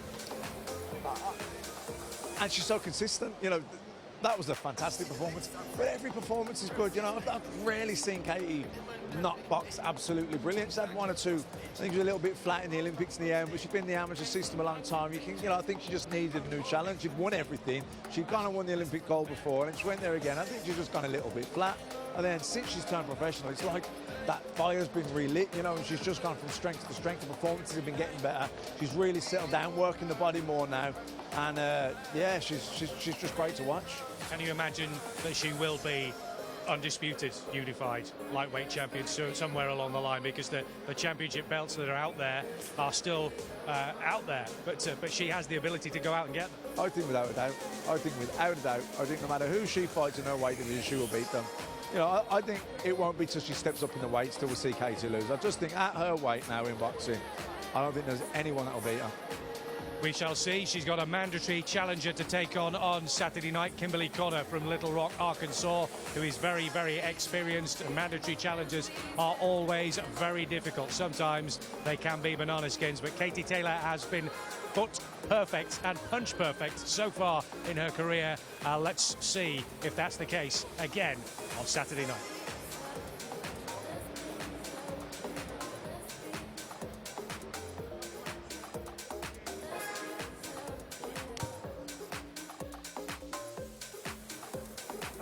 Katie Taylor with Ross M&A in the ring, and she's been a phenomenon not only for world boxing, but also for the girls, the women in sport, and the development of you know, the youngsters. She's a great ambassador, Johnny, as well, isn't she? I mean, she's ferocious in the ring, and we can all see how much talent she's got, but great role model. I think she's one of the most skilled fighters that have this batch of the amateurs that have turned over, if not the most skilled. When I see her in training, when I see her in the ring, when at each fight, you're kind of gobsmacked at what's in front of you. Joshua Buatsi is one of those fighters. She's another one of those fighters, but she's the one that's attained what most fighters are after. Matt, we were in Brooklyn when Katie Taylor unified the world titles, and you know, it was a possibility that wouldn't happen because of the cold sore issue, and the fight went ahead, and not only did she outbox and outclass a very tough Argentinian, but she went to war as well. I mean, she wanted to tear up too. It was great. It was a bit of everything. Yeah, I mean, she's such a fantastic boxer. Some of these fights, she's so dominant, winning behind the jab, everything on the straight shots. But she likes to fight, you know, she likes to get in there. She likes to bend her knees, rip them into the body, put combinations together. She doesn't rest on her laurels. Even when she's 5, 6, 7 rounds up, she wants to entertain, she wants to close the show, she wants to get the stoppage, and but not in a reckless way. She goes about the job properly, and so many times, most of the time Katie Taylor's on the card. She's the fight of the night or the performance night, even when she's dominant, and it's not even a close fight really. She stole the show. She stole the show the night that AJ fought Takam. Without a doubt, you know, that was one of those fights where none of the fights caught fire really. And Katie Taylor went out there. It was a dominant performance, but it was so exciting because she never took a foot off the gas. Even though she's won 6, 7 rounds out of 6 or 7 rounds, she's still going through the gears. Brilliant. It's like she's got the instincts of an alley cat. Whenever she senses weakness or being attacked, she's on it. Look at the crowd. Look at the response from the crowd to her, because she's outside the age. I think she's one of the most popular fighters that we have. Absolutely. I mean, it's not just Ireland now. It's becoming global because she's fighting in America. She's fighting all over the place. I mean, Matt, we know Ireland well. I've just been there. They don't talk about much else apart from Katie Taylor when it comes to boxing. But that's Ireland, you know. This is now a chance to become global. You know, we've got Clarissa Shields, you've got Nicola Adams, you've got a real energy now. Savannah Marshall, Natasha Jonas in women's boxing. This is the time for her. Yeah, I mean, she's a household name in Ireland. You know, she was from winning World Championships, European Championships, one after the other. All of a sudden, we've got this superstar, and it's a girl boxer. And you know what? She was probably a big reason why women's boxing was included into the Olympic Games, and now she's kind of carrying that flag again into the professional boxing. You know, women's boxing in the professional code has never been more popular, has never been stronger, and you do have to credit a lot of that to Katie. You know, she comes in here, she's fighting on great cards, massive platform, the spotlight's on her, and she delivers. You know, she puts on great performances, she entertains. You start thinking, go, this girl isn't just good for a woman, she's good full stop. You know what I mean? She's got a full repertoire of punches, every shot in the book, great footwork, and she's just fantastic to watch.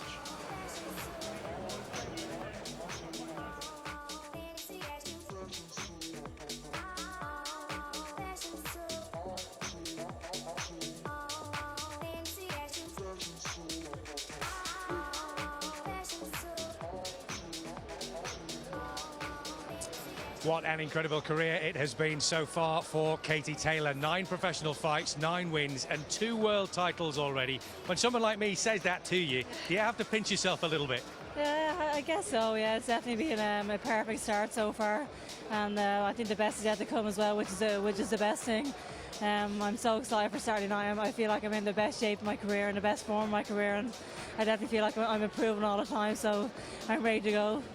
How much are you looking forward to getting back in the ring and obviously in front of a huge crowd as well at the O2, where it's always a very special atmosphere? Yeah, I love boxing here in London. I've got obviously great memories here from the London Olympics as well, and I boxed obviously here in the O2 before, and the atmosphere is always electric here, so I just can't wait for it. It's against a tough opponent again, and I think she's going to get the best out of me as well, so I can't wait for Saturday night. It's a different feeling for you this time around, I guess, isn't it? Because now you're the champion, you've got a mandatory challenger, so the tables are reversed a little bit. The hunter now becomes the hunted. Yeah, exactly. Well, you know, I always train as if I'm the challenger, and as I said before, I never take anyone for granted. I feel like I'm in the best shape possible, so I really am excited about Saturday night, and I'm excited to put on a good performance. And Kimberly Corner from Arkansas, she's coming over with a bit more experience in terms of the professional ranks, but that's unlikely to make much of a difference for you? No, I feel like I've always said that my amateur career has definitely been so beneficial for me in my pro career, but I feel like I'm learning all the time. I'm in the gym with some of the best world-class fighters, and I'm learning from them all the time, and that's priceless, really. It's a fighting thought. You keep saying, well, I'm getting better and I'm learning and I'm getting better. Having seen what you've achieved so far, how much more is there to come from you? Yeah, there's so much more. I feel like I'm only getting started, really. And the dream has always was to become the undisputed champion. And I've got 2 belts and there's 2 more to go. And you know, as I said before, the best is yet to come. Well, we wish you the best of luck, Katie. We look forward to seeing you again. Thanks very much for joining us, Katie Taylor. She's been sensational so far. She wants to be undisputed champion, and I wouldn't put it past her to achieve that very, very soon.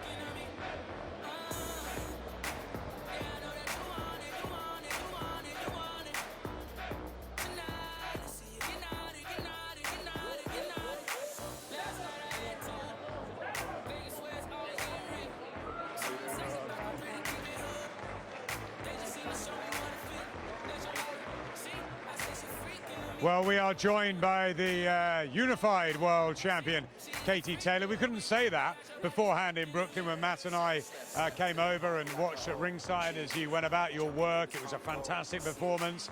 Now it's your 10th fight. The challenges are going to keep coming. The mandatory and Kimberly Connor.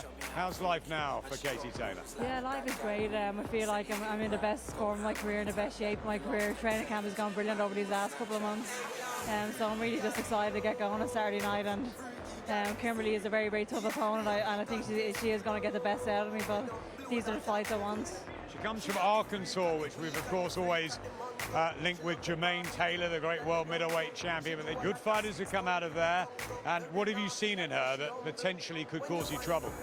Yeah, I think she's very, very tough, very durable. I think she's going to be there for the 10 rounds. Who knows? But you know, she's got really long arms. She's very tricky at times as well. So she is a very tough opponent. But I've had the best of sparring over these last few months, and I feel like I'm well prepared for this type of challenge. We visited Connecticut where you train. We know about your sparring and all sorts of different characters and weights and all that. Is there any better place for you than there? No, I feel like I'm in the best place possible for me. It's definitely in the middle of nowhere. I think you've called it the wilderness a few times. The wilderness of CT, it's definitely in the middle of nowhere. But as I said, I'm just so focused on my career out there and so focused on training, and that's exactly what I need. I was asked about you earlier, Katie, and I said, I remember the first time I'd seen you and I'd heard so much about you and I couldn't believe how good you were and how much you'd won in the amateurs, and you were probably a big reason why women's boxing was brought into the Olympics, and you're really flying the flag now for women's boxing in the professional game. And I felt at the end of your amateur career in Brazil and that you'd achieved everything. You'd go over an overall grade and you probably looked a little bit undermotivated, gone a bit flat. And it seems to me, and it feels like you're reborn now as a professional. Do you feel that yourself? Yeah, definitely. I think the last year as an amateur, I definitely became a bit stale in the ring, and I definitely wasn't enjoying boxing anymore. And I feel like, as I said before, I feel like in the best shape of my career, the best form of my career. And, yeah, exactly. Fresh challenge, and I'm enjoying my boxing more than ever, which is the most important thing for me, I think. Yeah. Brilliant. Keep going. You're still so hungry, so ambitious. There's other world title fights, you know, if you could unify and get all of the belts in, I don't know, within the next year or so, would be amazing, wouldn't it? Yeah, it would be amazing. That's always been the plan. The minute I turned pro, I wanted to become the undisputed champion. I wanted to make history in my sport. I always have big dreams going into this game, and I'm halfway there, so... And what about women's boxing? Obviously, you played a huge part. So too has Clarissa Shields over there, who I know supports you as well. You've got the likes of Natasha Jonas and Chantel Cameron and Nicola Adams and Savannah Marshall, and there's a boom here. And it seems like there's a boom in the gyms as well with the youngsters. Yeah, definitely. Women's boxing is definitely on a high at the moment. It's definitely on fire at the moment, really, and especially in and around my weight category, I feel like there's so many talented fighters out there, and so many big fights to be made as well, which is so exciting for me and the rest of the sport, really. So it's exciting times to be a part of it. Matt knows Ireland well, of course. I've just been there on holiday. You're all the talk there. But how do you become a global attraction? Do you think it's fighting in America, fighting here, taking it around the world? Is that something you talk to Eddie about? Yeah, definitely. I think I love to fight over in the States, obviously, a lot more as well. It's very important to build a good fan base there, and especially with this new deal with the zone, I think it's going to be it's so special, and it's exciting for me to be a part of that. So, yeah. Seems like Chicago's next with Cindy Serrano, but all best laid plans and everything. It's Saturday night's the focus. What are we going to see from you, Katie? Yeah, as I said, I feel like training camp has gone great over these last few months, and I feel in great shape, and I'm expecting a great performance on Saturday night. Yeah. Fantastic. Great to see you as always. Thanks very much. Cheers, Katie. Thanks. Thank you. Katie Taylor there. Such an inspiration. Such a wonderful athlete, and so down to earth as well. I mean, you've seen a fight and then you're here to talk. You're just like two different people. You know, it's like, you know, this timid, quiet, you know, such a lovely person, and she gets in the ring and she's like a tiger, you know what I mean? I tell you, you can make that sort of comparison to this guy in the ring, because Carlos Takam is, again, one of the most lovely guys. He really is the man, the African from the suburbs of Paris, Parisian now, from Noisy-le-Grand, and we learned all about him, of course, as he took that 10-day notice job against Anthony Joshua. But even before that, he fought Joseph Parker. He'd been sparring with David Hay. Hay always told me how tough this guy was, and a great guy out of the ring too. Lovely to see him back. I obviously knew of him as a fighter and had watched him box many times, but when we met him in Cardiff for the Anthony Joshua fight, I was surprised at what a laid-back, easy-going, happy-go-lucky kind of guy he was, always smiling. A pleasure to be around. You know, in such a big fight as well, you can see he was taking everything in his stride. But you know, this is a great fight with Derek Chisora, because Derek has always been involved. Well, the odd time Monte Carlo didn't really perform, but you know, 8 times out of 10, Derek Chisora is in good fights. He lays it on the line, and with Takam, I think he'll have to do the same, but I think he's got a tough night's work. I think Takam's just that bit better technically. He's a bit fresher. He's at the right stage of his career, and you know, he's put up some good performances. The one with Joshua, he came out of it with his stock high, and I think if he wins in a entertaining fight here against Chisora, then he does his career a lot of good. Just spotted the Kirky team here from Italy, the Italian promoters of Carlos Takam. We spent a lot of time together before Anthony Joshua in that sort of week, and they said, look, we're going to roll the dice here. We've got absolutely nothing to lose. You know, he's not had any notice. In fact, I think when we got to Paris to do some filming with him, we were about the first people to tell him, because it was all done so quickly. But you know, he'd been training in the mountains. He'd not been sparring, but he went in and no one expected him to win, but he lasted into the 10th round, and they were really proud of him. And on the back of that, I think they hoped that he'd get a Chisora or a Joyce or some sort of big fight, and finally it's come for them, and I think that's great that Eddie Hearn has made that deal. Yeah, fantastic, and fair play to Eddie. And but you know, the difference in this fight, the Joshua fight, he had nothing to lose really. He was kind of saving the show, taking a short notice. It was a win-win situation, but this is a little bit different because there is more pressure on him. He's probably the favourite in the fight. He does need to win to kind of elevate himself back into that conversation of, is he going to get a world title shot? If he was to lose against Chisora, then from a career point of view, you know, it'd be tough. It'd be tough to see where he goes. So a lot more pressure on his shoulders in this fight. But you know, he is the kind of character. I don't think he really lets that get to him. Vacant WBA international heavyweight title. He is 37 now. Carlos Takam, born in Douala in Cameroon. This will be his 41st fight. He's actually had more than Derek Chisora, who's 3 years younger. You just don't quite know, sort of, with Derek, you know, sort of how old he is, where he is, and sort of what sort of performance you're going to get from him. But you know what you're going to get from Carlos Takam. I just think Takam's more consistent, more reliable.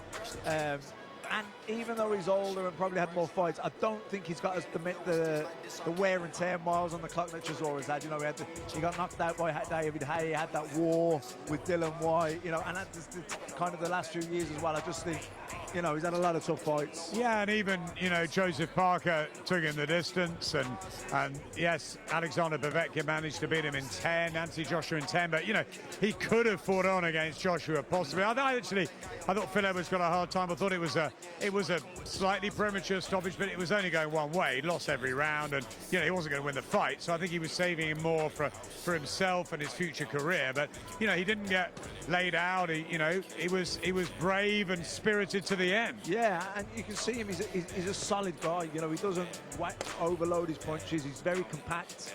You know, he not only was he tough against Joshua, but he was clever, he was crafty, defensively good head movement, blocking, parrying, slipping. Carlos Takam, ladies and gents, he takes on Derek Chisora. He'd half took the sting out of him. He wasn't taking him full blood.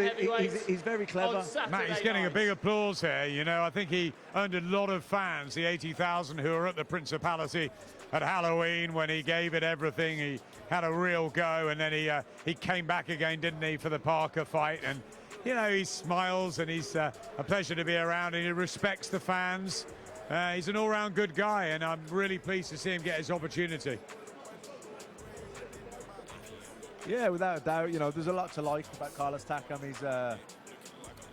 He saved the show really in Cardiff. The fight nearly fell apart, but it was, you know, he went in there. We thought, oh, you know, I remember thinking, no, he's going to get took out in a few rounds. And, you know, before we knew it, we were in round 7, 8, and he was kind of coming on a little bit, but I also thought the stoppage wasn't the worst stoppage, slightly premature, but, you know, he hadn't really won a round, and I think he was starting to, and Joshua was starting to unload a bit more, so, yeah, I understood why the ref stopped it. A little bit premature, but not the worst decision in the world. Yep, Carlos Takam has the come-forward aggressive style that if Derek Chisora is like-minded, and we've seen that before, it could be absolutely brutal. I mean, when Chisora's in the mood, him and Dillian was a fantastic scrap, and, you know, he gave it everything to Haye until he got knocked out. It could be a fight of the night. We never know with the heavyweights, but it could be. You never know, and I mean, even long before that, I think when he stopped Sam Sexton in Birmingham on the Magnificent Seven shot, I mean, he went out like a middleweight for the first 6 rounds. He really sets a pace, and a good jab, good head movement. An underrated fighter, really, Chisora. You know, he's only the very best that really beat him, and he's a tough guy. And you know, he's one of those. Yeah, he has lost 8, but he comes back. He doesn't really care about the loss. He regroups and comes again. He's a real fighter with a real record, and I expect him. He must. I think he's at the stage of his career. It's a must-win fight for both guys, and I think Derek, especially because he's lost the 8 fights, etc. I think, you know, if he was to lose, where does he go from here? Certainly at this level, I think it would be over for him. So what I do know with Derek is I think he's the type of guy that's going to think, if I'm going out with a bang. And still there are huge opportunities for the huge boys. It's great to see him. Great to see you, Carlos. Great to see you. What another opportunity for you here. This time not Anthony Joshua, this time Derek Chisora. How are you feeling?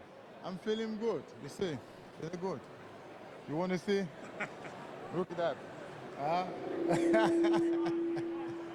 Last time you had 10 days notice against Anthony Joshua. This time, how long? I have 1 month and a half. Yeah, it's good. You're a happy fighter. Yeah, happy. I'm happy, really happy. How's training been going? How's sparring and preparation for Chisora?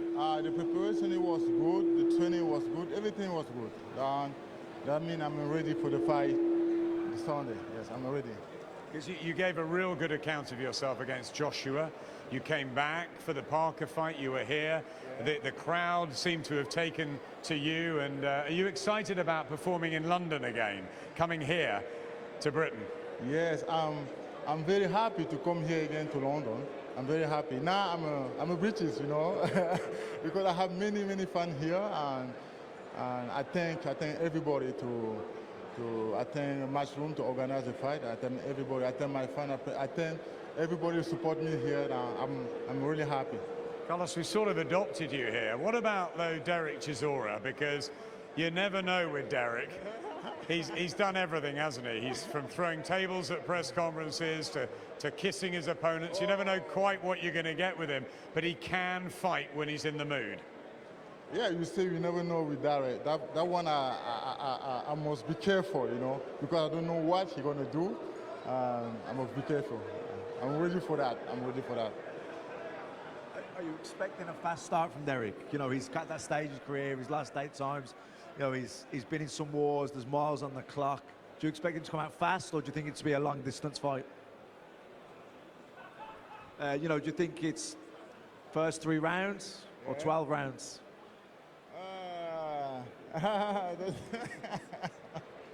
Oh my God! Put him on the spot. No. I think the first one I'm gonna be in the fight. The first one I'm gonna begin the fight. I don't wanna leave Derek Chisora. The first one I'm gonna go to punch him. We know your style. You love to come and give us excitement. And if Derek Chisora is ready, he can give a lot of excitement too. So we think it will be a great fight. Do you? Yeah, I think it's going to be a great fight because I know Chisora told everybody he's ready for the fight. He said he's going to be war. I'm ready to make a war with Chisora, huh? Yeah. Before I let you go, the main event, Dillian Whyte and Joseph Parker, has everybody split. Everyone sees it as a 50-50. Who do you think wins? Oh my God, I don't want, no. I want to speak about my fight. I don't want to speak about the Parker. I want to speak about my fight, please. Your fight, you think you win? I'm going to win. I'm ready to win. I come here today to London to win. Yeah. By knockout? You're going to see. Cheers, Carlos. Good to see you.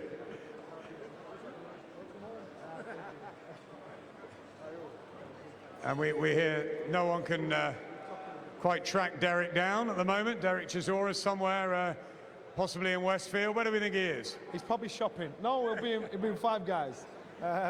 Derek fights, you know, Derek's one of those kind of guys where he turns up on the night, you have hellfire on your hands. And you've got 2 decent guys, you know, that when they get in the ring, they'll be men's men. They will just want to get on with them fight. Well, let's bring Don Charles in. He's here. Don, come on in.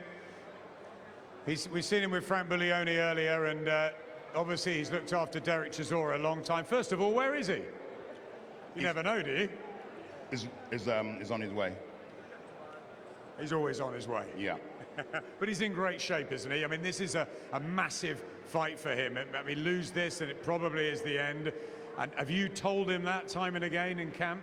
Losing is not an option, so no, we will not lose this, I promise you. How's preparation been going? Sparring with Bryant Jennings, and how good does he look, fitness-wise, weight-wise? Yeah, everything is in check. Camp's been great. Come through. Camp's been really good, and his mind, his head is in a good place. Is that the key with Derek, that you've got to have his head in the right place before, and could it change again before Saturday? I've worked with Derek long enough now. It's like I said, it's all mental. All I can say to you is his head is in the right place. And talent-wise, we've always known about it. I mean, you don't go 12 rounds with Vitaly Klitschko. You don't go in with the likes of Tyson Fury and David Haye if you can't fight. He can fight, but how will this story end? Can he achieve a really big win? The answer is capital yes. You're that sure, and it could be Saturday night? It has to be Saturday night. What does Carlos Takam bring that Derek Chisora hasn't seen before? Anything? We know we've studied Carlos Takam the same way they would have studied us. He brings a lot. You know, he's a high-level operator, experience. We respect him a lot. He's tough, but Derek is tougher. So it's the gladiator, Derek Chisora, from the off on Saturday night? I'm afraid so. Well, we look forward to it, Don. I'll see you soon. Thanks very much. Thank you. And we'll get hold of Derek. Good man, good to see you. Be good to see Derek in a little bit. Do you think we'll see him work out today? He doesn't sound like a happy man. I think Derek should have been on time. You're reading between the lines there. But you know what? I like that kind of relationship we've got. He's taking no rubbish at all. And to say Derek should be in this camp, I'm quite sure he's going to get roasted before he gets to the ring, which is good because it's a man of respect and discipline. So before he fought Dillian Whyte, I was sitting with Derek. They're about to have a border control meeting. And as David Higgins turns up with Eddie Hearn, there's mini gloves are off going back on back there. But, yeah, and he sat with us before the board hearing, having turned over the table, caught himself a nasty fine, almost the fight being cancelled. And I said to him, why do you do it? He said, I don't know. He said, but I tell you what, I'm going to give it everything Saturday night. And he did. And in a way, he sort of writ the wrong, didn't he, on Saturday by taking on Dillian Whyte and giving everybody a great show. Yeah, always forgiven. You know, he really went in there. He left everything in the ring. You know, he wore his heart on his sleeve. You know, gave us one of the fights of the year. Which and he's been involved in many great fights. You know, the David Haye fight. I remember him against Sam Sexton on the years back on the Magnificent Seven show in Birmingham. He come out there, he set a hell of a pace, and it was a great performance. I remember thinking, he's got good head movement for a heavyweight and a decent jab, and he can fight at a hell of a pace. And you know, the fight with Dillian Whyte was a great fight. And do you know what it is when he flipped the table? I think his head goes, he just loses the plot, and that's it. He can't explain it. His temper goes, and he just has these mental black spots. He goes fishing and shooting and stuff. He lives a totally different life up in sort of Hampstead, doesn't he? And then he sort of goes down to these sort of these antics. And yeah, it's just all in his head. Don's right. You know what? This might be an indication of how Saturday night goes, because all of a sudden he's gone off the rails a little bit. He's doing a few unpredictable things like not rocking up to this. So he's thinking, right, I don't care. I don't care enough, so I'm going to get in there and give my all. So maybe it's a good thing. We don't know, but I know one thing for sure. I'm quite sure Derek Chisora will give it his all come Saturday night, because Carlos Takam is a tough beast. We saw him out in Paris. We see his attitude. He's still fresh-faced. Coming in at short notice against Anthony Joshua, also boxing Jody Parker. This guy can fight. This guy will test you if you're anything beyond your best. Anything below your best. So I do look forward to this fight. Carlos Takam in wonderful shape at 37. Derek Chisora is still 3 years younger at 34. He seems to be around forever. Not just a character on the shores, but he's put, you know, some terrific performances in and some lackluster ones, making headlines for stuff outside the ring as much as in the ring. But still, we don't know what we're going to get, and it's that unpredictability, I think, that still makes the crowd interested with him.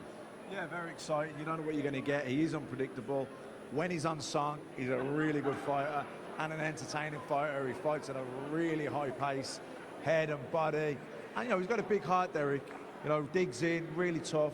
But, you know, he has got a lot of miles on the clock. Even though he's the younger man, I don't think he's the fresher man. You know, and Carlos Takam, I just think he's a little bit better in the departments than he's a bit more polished. He's a bit cuter. He takes less shots full-blooded. He's got better head movement, better jab, and I think that Takam's the favourite in the fight. Do you see it as a long, hard, grueling fight? Without a doubt. I think this is a distance job. But you also got to look at this. So Derek wins. Where do we go from there? Is it a rematch with Dillian Whyte? Is it because I can't see him ever getting in with Anthony Joshua. I just can't see that. If Takam wins, then there's quite a few options where you can actually realistically see it. But until this fight, Takam and Dillian Whyte, if they both come through. yeah, of course. But until this fight, Derek was kind of treading water. Where's he going? Then this fight popped up and thought, yes, perfect. Derek is again one of the few fighters that doesn't fight for the money. He fights because he wants to fight. He fights because emotionally he thinks I want to be in there, and so therefore I do think that maybe Takam's got a little bit more fight left in him, and Derek probably physically. So Derek has to rally himself up. So if not turning up today or upsetting Don Charles is still looking for him, isn't he? Still looking for him. He's stomping around. That's the course. But as long as he turns up Saturday night, no. As long as he turns up Friday for the weigh-in, then Saturday night, then we've got business. See, that's the frustrating thing, isn't it, for his trainer Don? You know, he's putting everything in. He's sort of read in the riot act. He wasn't out in Monaco when he had that lackluster display for the European title. And I think he's just said to him, come on, don't let me down as well as you. It's embarrassing for him as well. You know, he's at a public media workout here and he hasn't turned up. It's a little bit embarrassing for his trainer. And no, I disagree. I think they're. We hear he was here. I think he is fighting for the money. I think he is fighting for the money. Yeah, I do. Do you? I had a conversation with him maybe a year ago and he said to me, "Oh, come on, man, what are you doing? Are you fighting back now? The money's back in the game." I was like, "Nah, I'm done." But you know, and I just thought, "Nah, you fight because the money is back in the game. You're fighting for the money now." So I think the Dillian Whyte fight was his last big performance. But I do think he's the type of character that will come in here and think, you know what, boom or bust. I'm either, you know, this is my last hurrah. If I'm going out with a bang. I think we might see him give it 3 really, really high energy pulsating rounds, a really good effort. And you might be right, Takam might just outlast him, but I tell you what, it's going to be exciting. It's going to be exciting. Again, there's many fights on this bill that could be fighting tonight. Conor Ben could be fighting tonight. Chisora could be fighting tonight. The top of the bill could be fighting tonight. Anthony Fowler as well on, isn't it? Could be fighting tonight. And of course, Katie Taylor, the one that always slips through the net and ends up being fighting tonight, could do it. So Saturday night is a good bill. To say it's the summer, most people are away. I think Saturday night's going to be absolutely buzzing. Well, this place is packed. You know, I think the main event could be a really good fight. Well, we've got David Higgins has turned up, and he's loved the last sort of 8 months, hasn't he? The games with Eddie Hearn and the profile. He's not shy of a camera, is he? No, he's not short of a few words either. Let's see if we can get him over. Or get David and Eddie over. That'll be good. Here we go. Let's get Eddie in. Here he is. Let's get David in. Dave, come on in. Here we go. Come on. No. I'm going to put you side by side here. How are you? Welcome back. You've been here a while again. You're getting used to London, aren't you? Yeah, it's great to be back. It's starting to feel like home. We're in the same gym, same hotel, same routine. Hard to dislike Joseph Parker. We feel like the home side. We think Dillian Whyte's the foreign enemy side. It's impossible to dislike Joseph Parker. We've seen him playing the guitar. We've been invited into breakfast. We know you're training at the Haymaker gym as well. A little bit of psychology going on there. I don't know if Dillian's too happy about that, but you don't mind that. How's your boy looking? He's fantastic. His ab has become 6 abs, and he's in the best shape I've ever seen him. How about your man? I think Dillian's ready for the fight of his life. You know, I think David Higgins was very confident against AJ. I think this time they truly believe it. I think they believe that they're a big favourite going into this fight. Did you really believe last time that you were going to win? I did, and I think Joshua proved he has stamina to go 12 rounds, and he proved he can fight a very disciplined fight. His goal was keep Joe on the end of a jab, and, you know, the referee's no excuse. It certainly didn't help. I actually think on another night with a different ref, if Joe throws the kitchen sink, it could be different, but we have to get past Dillian Whyte first. Eddie, do you think Team Parker thought they were going to win, or do you think they were happy with being a gallant second? No, I think it's very easy to sit on the sidelines and say he should have done this, he should have done that. When you're fighting a guy who's 6'7" and punches like Anthony Joshua with that speed, it's another story. But I think that you know, this time we want to see Joseph Parker let his hands go as a fan. You know, because he hasn't done it against Joshua. He didn't do it against Hughie Fury. He'll have no excuse this time because Dillian Whyte will be right there in front of him. And I want Dillian Whyte to fight the type of fight he did almost against Chisora and try and take Joseph Parker to places he hasn't been before. And then we're going to get an unbelievable fight because both guys must win this fight. But if they can win it by looking good and entertaining, it gives them a whole nother level to their career. I was going to say, who is the pressure really on? If you had to pick one, Dillian or Joseph, who's the pressure on? I think both are laying it all on the line. There's a hell of a lot at stake. The winner will be #1 and 1 or 2 sanctioning bodies, pole position for rematch with Joshua. The loser's going to have a couple of years of rebuilding to do or might consider retiring. It's all on the line, and I think it'll be the fight of the year. As Joseph Parker comes back and into a ring, he's made a lot of friends here. He might have some really good support, Eddie. Well, I think he always carries himself in a great way. He's actually a lovely guy, and you know, he's achieved a huge amount in the sport, and he's here. You know, I mean, you're hearing the reception. It's not really a reception of somewhat of like we saw last time, you know. So a couple of small boos, but I think, you know, the look on his face. You've got to remember, this guy has just boxed Anthony Joshua in front of 80,000 people at the Millennium Stadium. So it's not just a case of he's going to freeze on Saturday night. He's not going to freeze. He's going to go in there, he's going to try and adapt a game plan. I get the feeling now he may be at a stage in his career and a mindset in his career where he says, I'm ready to take chances. Do you know what? His legs look thicker. They do. And, you know, I think even last time, he may have taken too much weight off as well. I think he was trying so hard to be built on speed last time.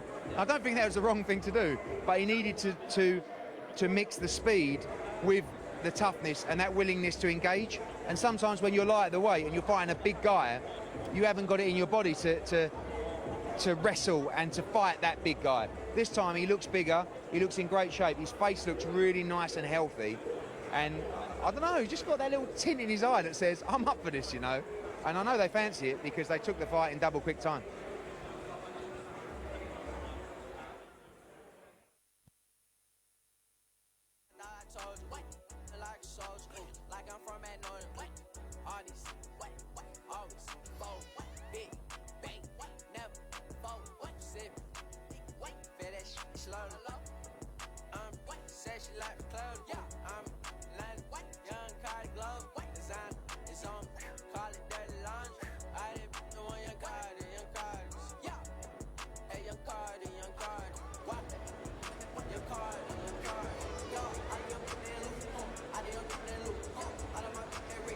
Welcome back to the Westfield Shopping Centre here in East London. A huge roar of applause for Joseph Parker, who is now in the ring, the former WBO heavyweight world champion. He won a lot of fans when he took on Anthony Joshua earlier on in the year, and now he has to put himself back in that position, Johnny Nelson, of being a world title challenger once again by really letting his hands go against Dillian Whyte.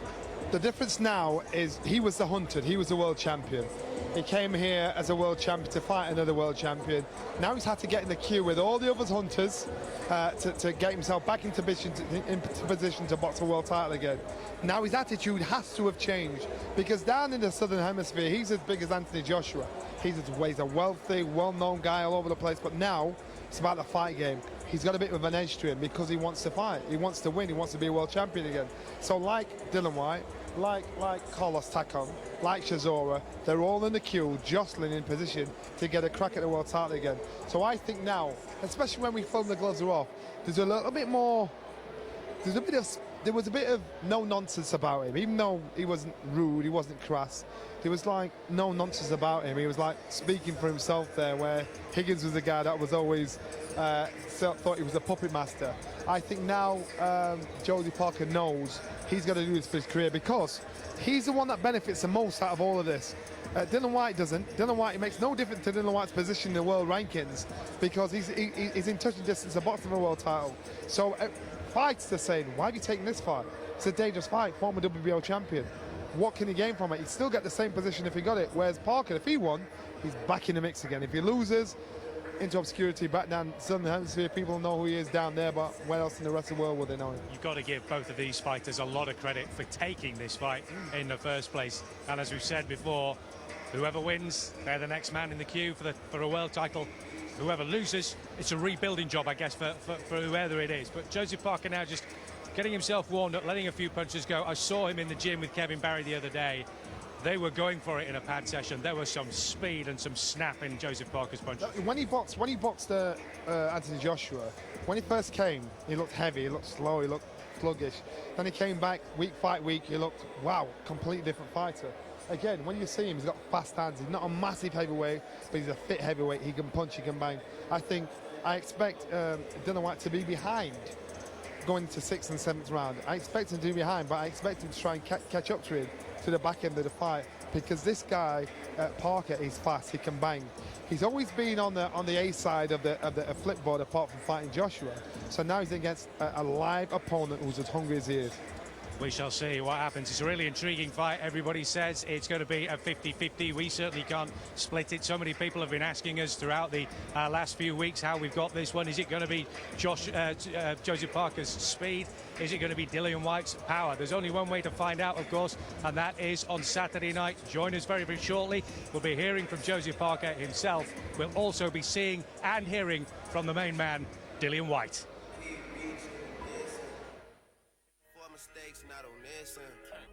Let me call my bros for assistance. You gon' make me call my bros for assistance. Keep reaching and dissing. Put me in a position. Let me call my bros for assistance. Let me call my bros. No. I don't need love, I'm the GOAT. I just hit the beat and float. And I'm selling out arenas, but you putting on a show. I've been trying to change life around for everyone I know. Cause if I don't share the Okay, Eddie and Matt are with me. We're just looking at Joseph Parker in the ring, and all three of us are saying that his legs are thicker, he seems bigger, he seems broader. Maybe he came in against Joshua for speed, for trying to get out the way. The tactics he put together really for the 12 rounds is not as effective as the team would have wanted. This looks different, Eddie. He looks much more like a heavyweight this time around. You just saw him just going through the motions with Kevin Barry there. Just messing around on the inside. Looks like a guy that's working more on actually holding his feet, trading off on the inside, rather than a guy that was working off twitches and movements in his workout last time against Joshua. I felt in that Joshua fight, his face looked very slim.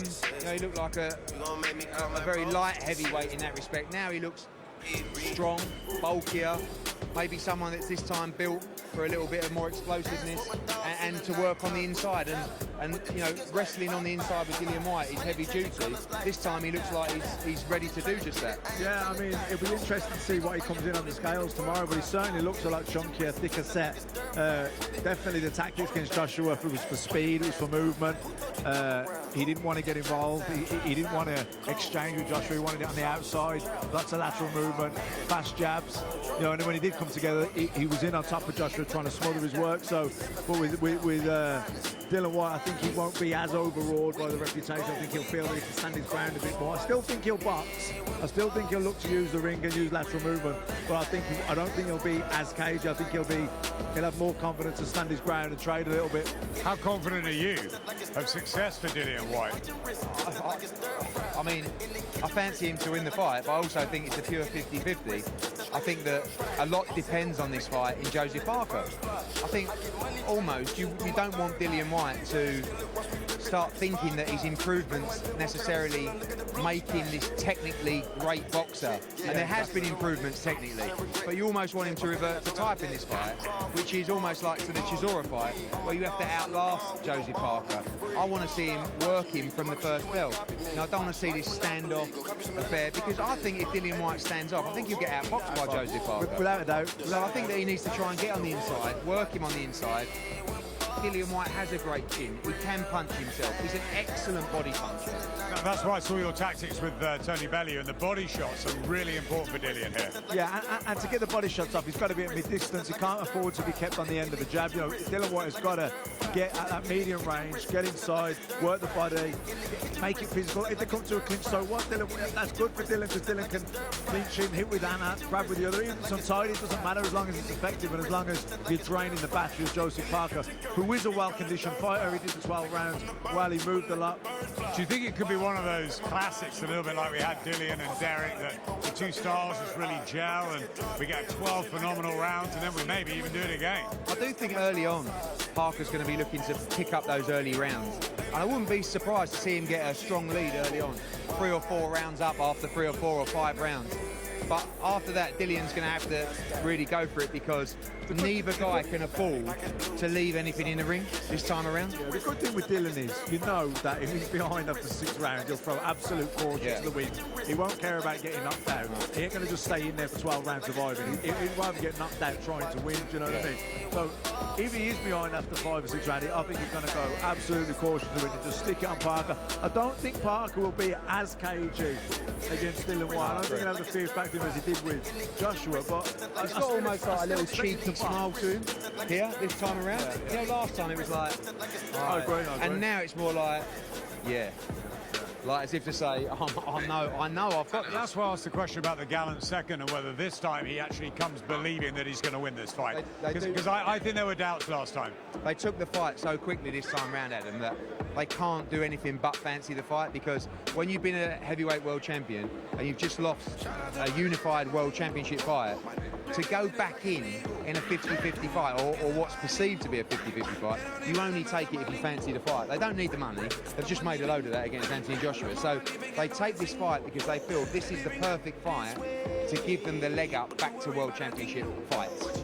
And, you know, they must really fancy it, because you know, they're here. If I was Joseph Parker, I would fancy it. I think Dillian Whyte, you're rough, you're tough, you have improved, but you're not on the level that I know I'm at.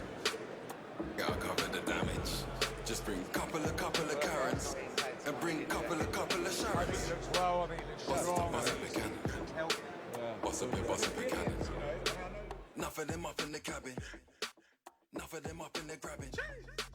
Managers up in the crabbing. Nothing can stop her from gagging. I bob and weave it all ducking and jabbing. Nuts, man, you couldn't imagine. Shout out to my on the window. My walking with it like it's legal. Two isn't bilingual. They don't even understand my lingo.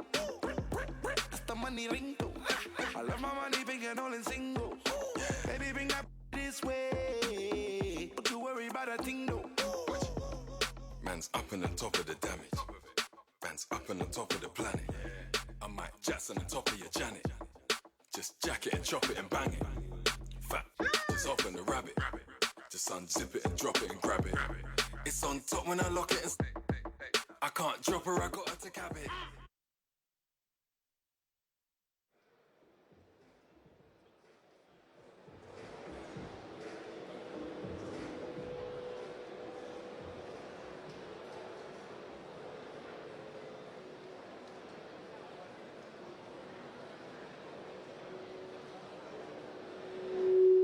He's just finished his workout here. He got a terrific reception as he made his way into the ring here at the Westfield Arena. And Joseph Parker, what do you make of the reception that you got here tonight? Terrific turnout to see. What a great reception. What a great reception we've had here.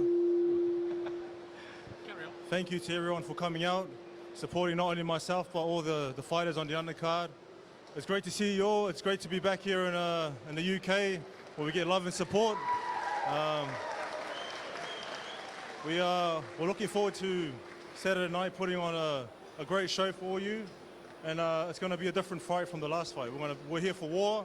We want to throw more punches, combinations, more relentless, and I'm looking forward to it. What we want to see is you really expressing yourself and showing us the best Joseph Parker that we can possibly see. Are we going to see maybe a little bit of Mr. Nasty coming out of Joseph Parker in this fight?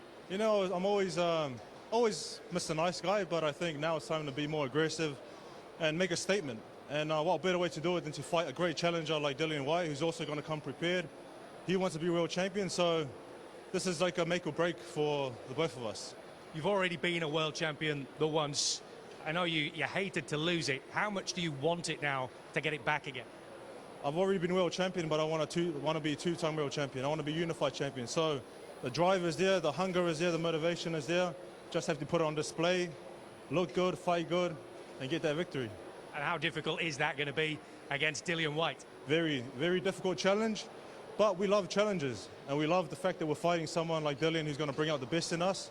We're looking forward to a tremendous fight. And like I said, we're ready to go to war. He's ready to go to war. Let's get it on. By your own admission, you left too much behind when it came to fighting Anthony Joshua. Are you going to leave it all in the ring on Saturday night? Are you determined to make sure that you empty the tank? I want to leave it all in the ring. I want to empty the tank, put on a great show for everyone in attendance and for everyone tuning in to watch. And hopefully, if I do that, I'll leave victorious and our celebration begins. And you're still confident that you will have a world title belt around your waist once again in the not too distant future? I'm confident, New Zealand's confident, Samoa's confident, my team's confident. Let's get it on. Joseph, we wish you the very best of luck. Thank you very much indeed for joining us. Joseph Parker, who is taking on Dillian Whyte on Saturday night at the O2 Arena.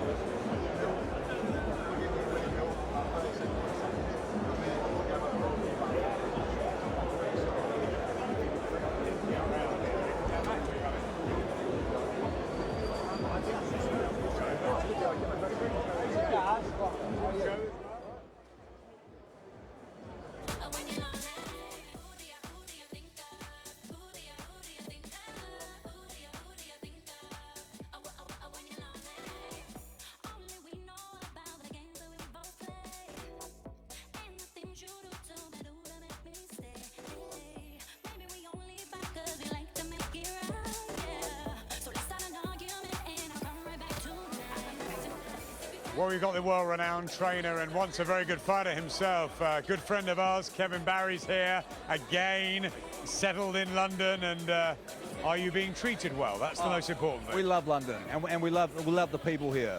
You know, this has been a really great experience for us. This is our third fight in 9 months, and the whole team enjoy ourselves here. We have a great setup. You know, we're staying in the same hotel.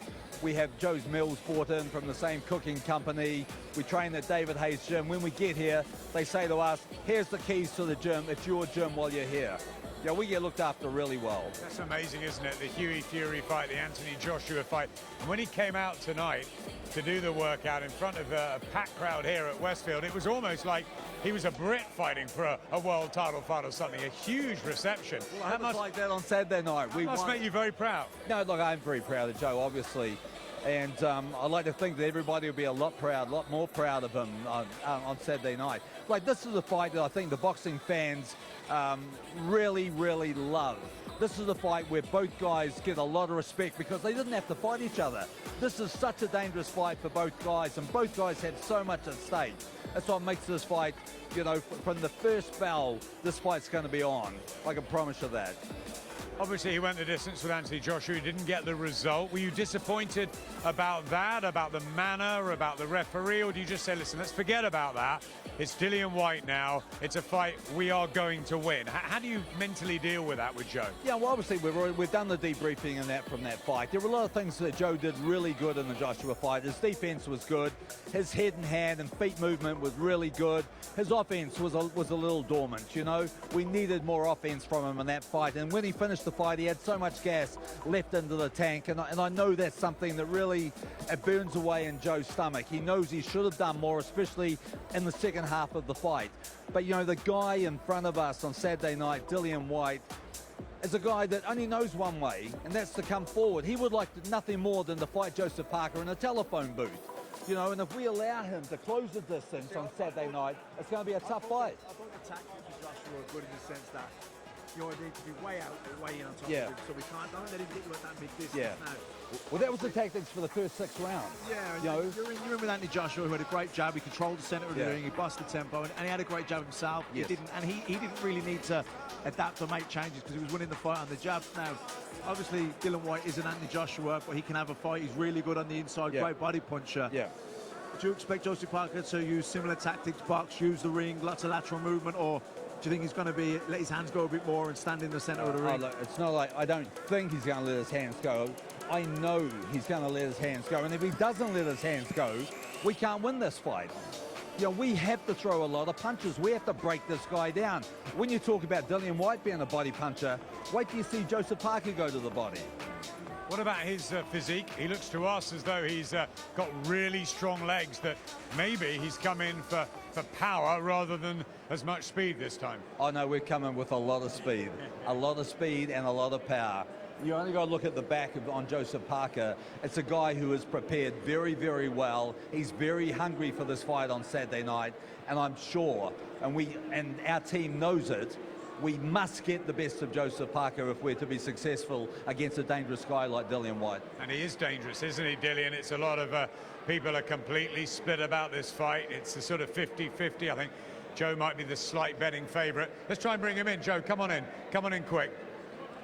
Great to see you. Great to see you. Come on over with Matt. Sweaty beast at the moment. No, I know. Get over here, Sweaty.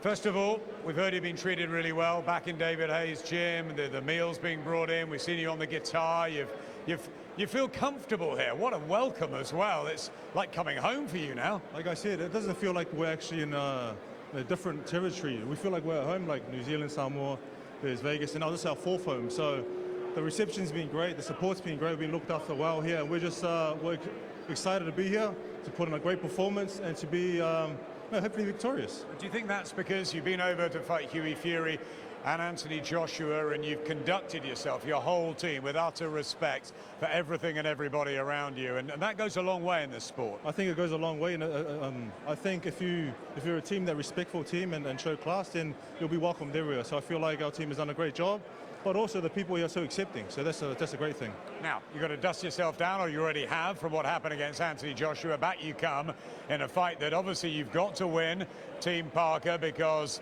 you know you want to get back in the big mix. Dillian Whyte's dangerous. How confident are you of taking him out on Saturday? I'm confident with every fight I get in the ring with, and I'm more confident now than I was in the last fight. And the reason I say that, the training, mentality, I want this real bad. Our whole team is driven, hungry, motivated, so I'm going to leave it all in the ring. What do you feel are Dillian Whyte's best assets, and what have you been working on? I think the pressure that he has, but he's also relentless. He comes forward, he's confident within himself, and he's always improved with each fight. The last fights he's had, he's always improved and looked better. Yeah, and he's a good body puncher too. Good body puncher. So I think it's going to be competition to see who throws the most body punches. You're coming to really give it to him and dish it out. Before I used to think, I want to fight good and get a good win, but now I want to hurt people and I want to knock them out, and that's the different thing. Joe, you've done a lot of these interviews. We're going to let you go, but finally, just a little prediction to maybe the friends you've made in London, and obviously all the people back home will be willing you to come back from our shores with a win this time. Yeah, a win would be nice, but I'm looking for a knockout, and I'm feeling good, feeling great, so can't wait. You look well. Great to see you again. Cheers, Joe. Thank you. See you later. Isn't it great, though, that, you know, sometimes you get controversial characters in the sport, and, you know, we've always seen it, and often the sport's needed it, but that respect is also great, isn't it? We've had it with Anthony Joshua, you see it with Katie Taylor, Joseph Parker. It's something different about the modern athletes, isn't there? Yeah, I mean, everyone loves the razzmatazz and the you can't beat a grudge fight when it's real, you know, when it's authentic. Fox Groves or Eubank Ben. Yeah, when it's genuine, there's nothing better than it. But, you know, I was a big Oscar De La Hoya fan, and Oscar De La Hoya always conducted himself as a gentleman. He was always respectful, he was always spoke well. He didn't really get involved in any of the trash talking, and that's also great as well. And Joseph Parker, that's not his style to talk trash or to be involved in a fight. You can see it's not his personality, so it wouldn't work if he tried to do that. You know, Tony Bellew gets in someone's face, that works. You know, it's whatever works for you. And it's being real, isn't it? It's being real. That's what it's all about. And talking about someone who's real, here's Dillian Whyte. And love him, hate him, have your opinion on him. He says what he believes, he does what he thinks. He's had a topsy-turvy life, and it's got to a point where he is certainly one of the most dangerous heavyweights in the world, and increasingly becoming one of the most popular. Well, I love Dillian Whyte. I'm a Dillian Whyte fan, and what I love about him is his grit, his heart, his guts. You know, there's anyone who gets in between those ropes and that ring has got guts. It takes guts to get in there, but there's levels of guts after that, and Dillian Whyte is up there with the best of them, because he's one of those guys that even against Anthony Joshua, when he was knackered, he was out of his depth, he was being outgunned. You know, he could have took the easy way out of there, but he stayed in there. He was prepared to get knocked clean out and still try and win. He would never stop trying to win that fight, even though he was out of his depth really at that stage of the fight. And for me, hats off, had my respect big time. Do you think we know what level Dillian Whyte is or is going to be? Well, what Eddie said was spot on. Dillian kind of, he has improved. He needed to improve. He was a little bit raw when he fought Anthony Joshua. He has worked on the technical side of his game, on his skills and everything, and he's definitely improved. But what he can't afford is to go in there now and start thinking that that's his style, that he's a boxer, because he's not. Dillian Whyte's best asset is his heart, his desire, his will to win, and he has to make it an intensity. He has to bring an intensity. So he has to make it that kind of a fight. You say that, he's got a huge left hook as well, laid out. Lucas Brown never been beaten, and everybody says, yes, he was slow and he was plodding and all the rest of it, but look at Dillian's performance. You know, the arm was working again, the shoulder looked good, and on that night, on that performance, he's a match for most people, isn't he? Yeah, but I think, you know, the opponent did suit him. Lucas Brown, he's a bit of a plodder. Yeah, big, strong guy, can punch himself, dangerous. But Dillian Whyte, tough guy, fight with anyone. Like I say, you're a dog fight. Dillian Whyte have a dog fight with anyone. But someone like Joseph Parker, who's got good lateral movement, good speed of foot, that's a different proposition. And on the flip side, he had his performance against Robert Helenius in Cardiff, which was a snooze fest. You know, he got hurt a little bit early, and both of them went into their shell, and Helenius was so negative, and he didn't look good. I remember thinking after that, is he ever going to come sort of through the fog? But he needed the Brown fight. That was a risk. He's gone straight into the Parker one now. You know, he's not afraid of anyone. He called Wilder out. He wants to fight the best. Yeah, and I love his attitude. I love that about him. And I think everyone does. That's why he's so popular now. But you've got to remember what you are, and he's not, you know, he can box and improve that side of the game. That's good, and he'll need it to a degree to get close, get his way in there. But he has to turn this into a fight. For me, he doesn't beat Joseph Parker in a boxing match, but he might need to turn it into a real dog fight.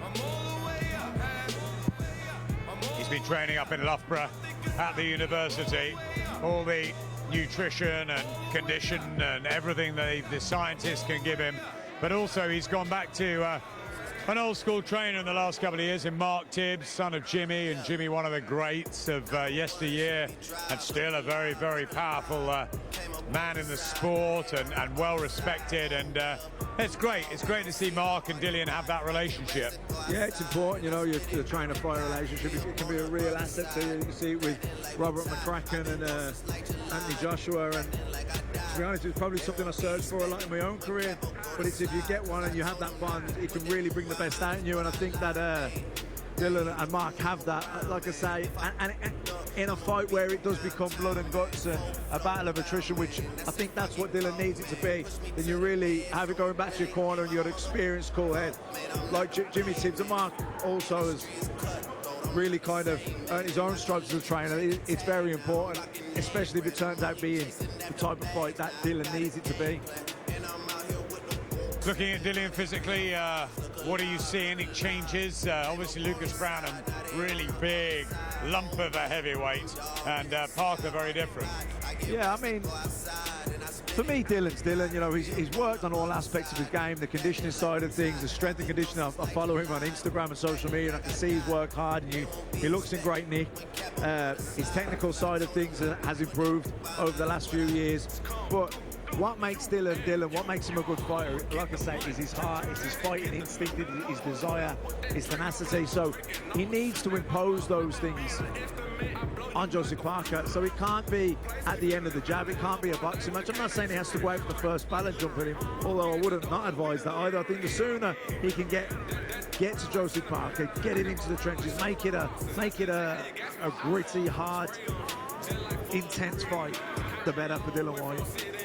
It's a really good match, though, isn't it? I mean, when you're sort of waking up one morning and think, I fancy Parker, then you fancy Whyte, and, you know, Parker probably the technically more astute, he's the younger fighter, but when was his last really good performance? And yet, the momentum, and at home, maybe with Dillian. But what was good news for me, from a Dillian Whyte point of view, when Joseph Parker spoke, was that he said, yeah, well, we'll see who has the best body shot. So you can see he's looking to stand his ground and let his hands go, throw body shots, throw hooks. So the sound bites are suggesting that he's going to stand his ground a little bit, maybe have a little bit of a fight with Dillian Whyte. That's great. I hope that's what happens. If that does happen, then I think we're in for a real treat. We heard from Kevin Barry. What are we thinking Mark Tibbs' tactics are going to be? Has he got to see out the first 3 or 4 rounds? What sort of starts Dillian going to make?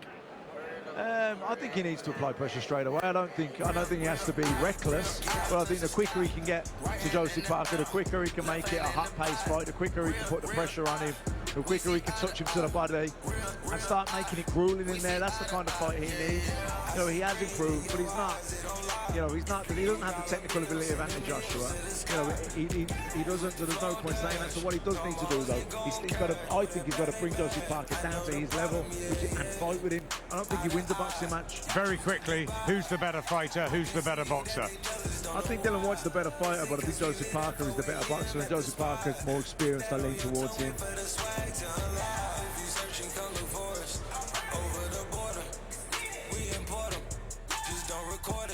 Popping at the crib, the living room, they like the farm. Roll the dice at night, I take the chance in the morning. You know what I mean? We ain't really with that camera shit. No. We fuck for real, for real, for real. We fuck the check for real. Check. We having the lean inside of some perks, she having the X pill. We know how to flip for real. We hop on the jet the time we kill. These niggas be riding, chasing money, wrong signing deals. I got a tip for leak, and I bought a skeleton. I'm a deadly weapon. I'm about to go off in a second. Moving bricks and medicine. She like to fly a pelican. Touch the sky heavenly. Designer belt from the Netherlands.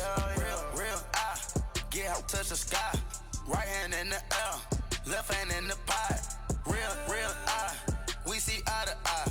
Real, I, we see eye to eye. Yeah. I see green in your eyes, it don't lie. Blue dollar bills in them hills to the sky.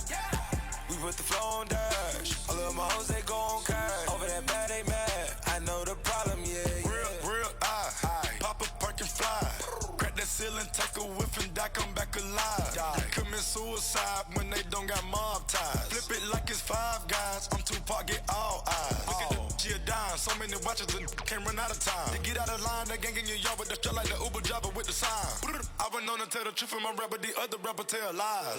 Real, keep the trap alive. Ain't no fabrication on the vines. Cap. Real, I get out, touch the sky. Right hand in the air, left hand in the pot. Real, I, we see eye to eye.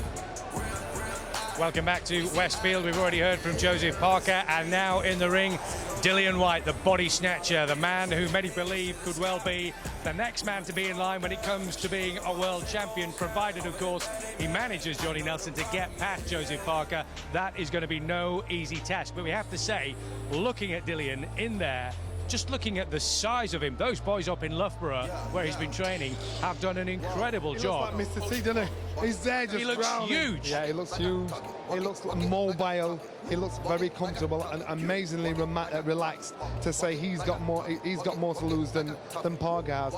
This guy likes to fight. He was telling me stories about when him and his brothers fell out, they just went outside and duked it out at a fight. So he's happy to have a fight. He's that comfortable in that environment. And I think Josie Parker here from completely different backgrounds. You see how he is. He looks strong. He looks powerful. He's got long arms. And if you watch when he punches out straight, he kind of turns the shoulder in to get extra length on the reach on both sides. And what happens is when opponents box him, they don't realise how long the reach he's got. He looks on point. I think everything's all right for him in this. He looks a completely different boxer to how he did when he took on Anthony Joshua. And when you look at how he destroyed his last opponent, and I mean, that was something very, very special, wasn't it? I think it's been frustrating for him because he's been frustrated in not having the chance to show how good he is, what repertoire of combinations he has. Against Lucas Brown, he had a good chance to show that. But then against Anthony Joshua, he said he was injured.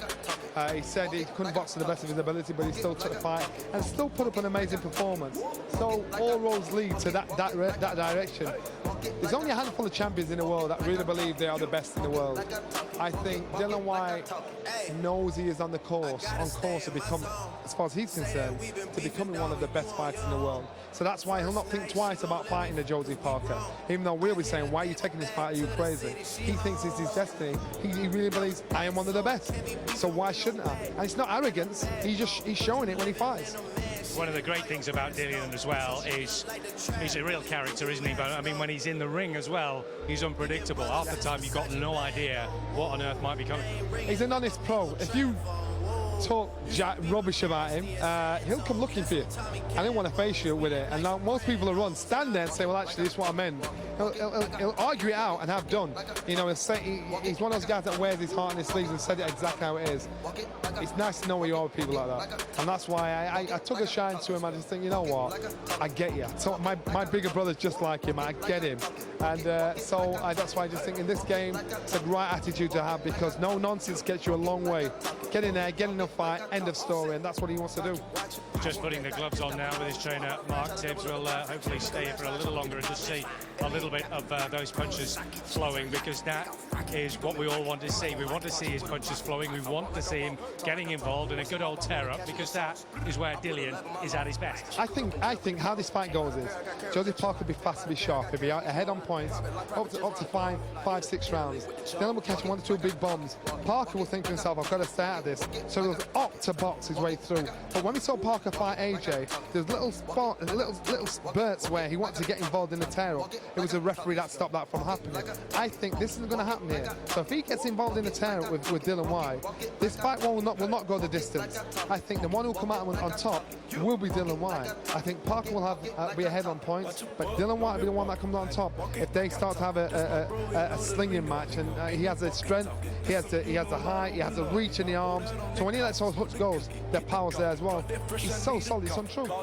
And there will be an awful lot of very interested faces watching at ringside and around the world on TV as well, because the winner of this fight is going to send a very, very big message to those people who have got the belts or aspirations to hold the belts in the future. Dylan is one of those guys where you think, I can do without this. I can really do without this. And that's why he's had to go the hard way to get himself in this position, to be in touching distance of a world title. That's why he's decided to take one of these fights, because he's thinking, you boys don't want to fight me, so I'll fight the next person in line so you can't ignore me.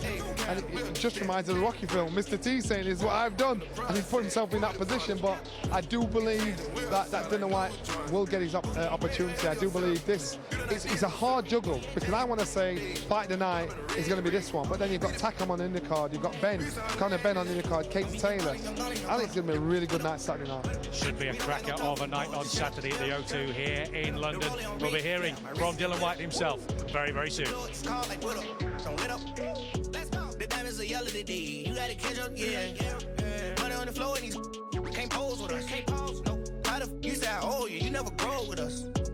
Diamonds in the ear got big, I told you. Flood and packing the seed and throw that stroke. All these they digging with a golden show. Secret service they taking me through the side door. And I promise I can throw with a blindfold. Hey, what kind of water is that? Just Pidec water. Hey, what kind of suit is them? Just place your orders. front set, 40 pointers. Changing wheels sound like new joints. Where you ahead of yourself? You done not did yourself. Jangy, big. Pull up in a red rage. Be the baddest. We so lavish. Guess on the edge of my neck. I never settle for less. Put on. I'ma just fucking forget. Yeah, matching the shit on the hill. After my last arrest. Was I hitting the field? Don't need a mask or vest. Back to back lemons repeated. You like to run when it's heated. Back to back AR-15 with the coolant, just in case it get too heated. Hop on the wave and drown. My mama been Cartier bracelet down. Face her down. Heard in my soda, I hate the brown. Hold it down cause the plug is illegal. Ride around with a dove and an eagle. I heard that money get evil. Praying to God to keep me from demons. She lost in the vibe, surrounded by stars. We got her, sucking no. You gotta survive, ain't sparing no lives. Effing in, popping your bean in. Well, I'm here with Malik Scott watching Dillian Whyte go through the motions just 3 days away, and it's a difficult one for you, Malik, because you've obviously worked with the Parker camp. You like and respect Dillian a lot. I think you just want boxing to be the winner, don't you? Yeah, boxing is winning with this kind of fight. Dillian Whyte, he comes in the ring with bad intentions. So does Parker. Parker got the edge on speed and boxing ability. Dillian Whyte is probably the most dangerous heavyweight in the world under the champions.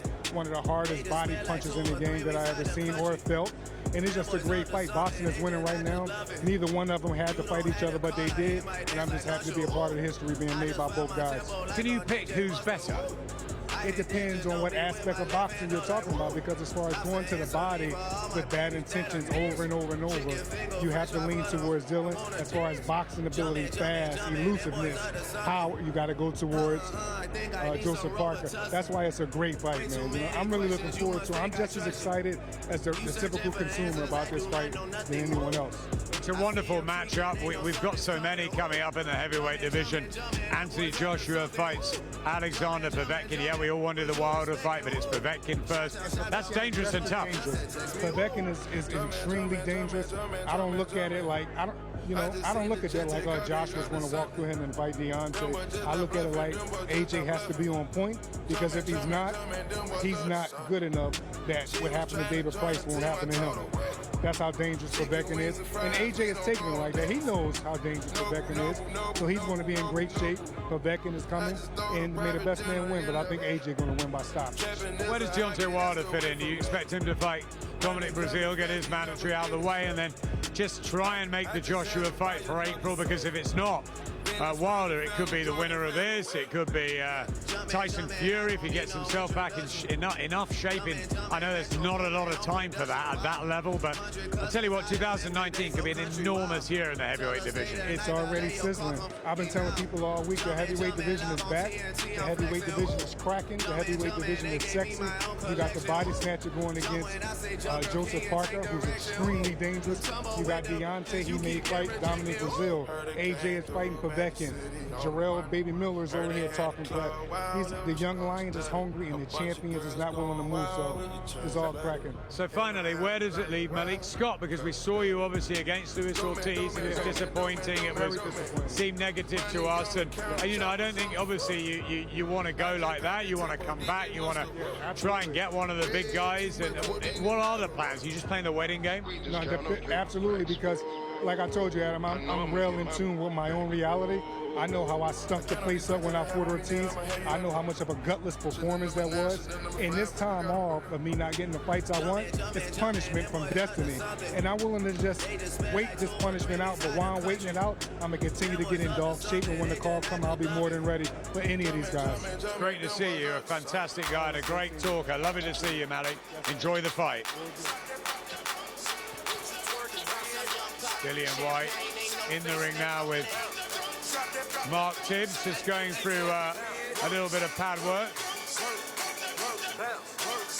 and getting a big round of applause from all the supporters that he's got now, Matt, because that's what they are. He's off the charts on digital. He's always on social, isn't he? He's a character. It's a bit like a modern-day Derek Chisora, isn't he? You're not quite sure which way he's going to go. He says what he believes, and it's a great story. Yeah, great story. Hard man, tough guy, wears his heart on his sleeve. And you know what? He empties the tank every time he gets in that ring. He empties the tank. He leaves it all in there.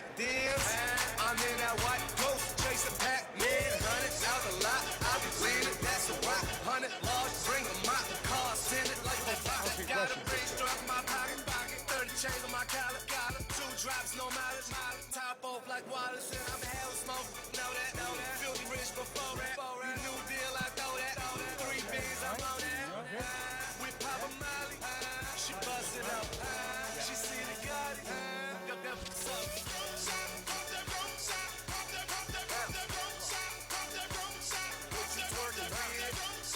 Shout out to the Infernos, Strawberries, Luke, what it do? Let's go. I love my big, my life a Godfather picture. Local club in my city, I fell in love with a stripper. No, I'm that top talking photo Bugatti. I'm the life of the party, let's get these heat on the molly. You know I came to stand, so drop that.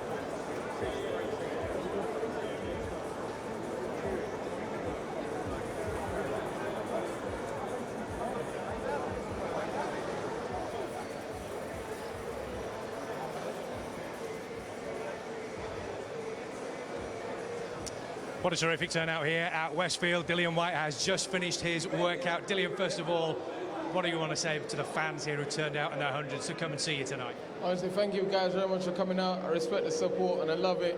Thank you guys so much. I appreciate it. And you've been enjoying yourself as well. I saw a little smile on your face every now and then. You're enjoying the moment, enjoying the fame and the fun. You know me, I'm always smiling. I'm a happy guy, man. You know, the training's done, the hard work's done. You know, training camp's been hard, so it's good to finally be able to chill out a little bit now and laugh a bit, you know. It's obviously been very effective training as well, because you look huge. The guys at Loughborough, I'm guessing, have done a really good job getting you ready for this fight. I was going to make a joke then, but I didn't. No. Remember, it's a family show. No. Yeah. No, we've been training hard, you know. We've just been training. I've been trying to get better and better and improve myself in every angle. So that's what we've been doing, man. It's been grafting, eating better, training better, resting better. So, yeah. Is this a fight that excites you? Is this a fight that really gets your blood going, one that you really want to be involved in? Any fight get my blood going, to be honest. I'm always excited at, you know, any chance to get to fight, but this is a big fight. Two of the best heavyweights in the world. Is a top fight. I'm fighting another former world champion again. So yeah, it's a big fight, man. And I'm very excited about it. Joseph's just been telling us that he intends to let his hands go. He wants to leave everything in the ring. Is that music to your ears? Listen, in boxing, I'm used to people saying one thing and coming to another thing. We'll see. You know, he said he was going to do that before the Joshua fight, and he didn't. You know, but let's see. He may believe he's bigger than me and he's quicker than me and all that crap. So we'll see if he comes and let his hands go. But we know one thing is sure: you always give it 100%, whichever fight you're in. Yeah, you know, the fans have been so loyal to me and supporting me on my ups and downs. So when I get in there, I just want to entertain. You know, I just want to entertain the fans. I want them to come away from the fights and say, you know what, that was 20 or 50 or whatever pound well spent. It was a great night, and that's what I try and do. I just try and go in there and give it my all, you know, and just try and entertain. And the reward is there for you, isn't it? If you win this fight, you're one step closer to maybe getting a world title shot of your own. Yeah, definitely. You know, but I'm very, very focused on this fight. I'm not thinking beyond this fight. You know, I mean, it's a hard fight, it's a tough fight, young, hungry guy and stuff like that. So I'm completely focused on him. I'm not distracted at what's beyond this. You know what I mean? I'm just gonna go out there, sit there, and give it my all. And you've always considered yourself something of a lone wolf. Can you give the fans here a wolf howl for us before we go? I can't just sum it up on the spot, but all right.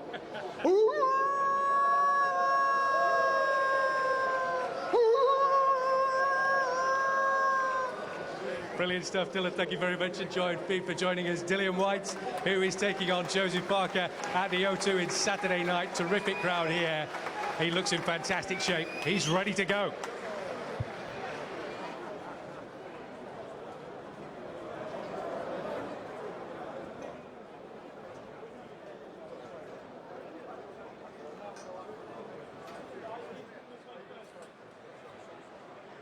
How are you? You good? You good? Dillian, great to see you. Head of the show, the top of the shop. It's a big fight against Joseph Parker. Do you see this as the hardest one since the AJ fight?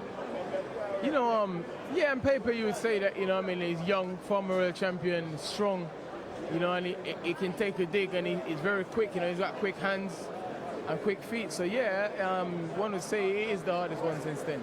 You've got momentum. You had that terrific knockout win over Lucas Brown. What's changed in training for Joseph Parker? What have you done differently? And do you feel more mature now as a heavyweight? How have things been in camp? You know, we don't really try and change too much in camp because, you know, since I got to Loughborough, they had me in this program. They're trying to get me better, faster, leaner, stronger, more intelligent, and more reactive.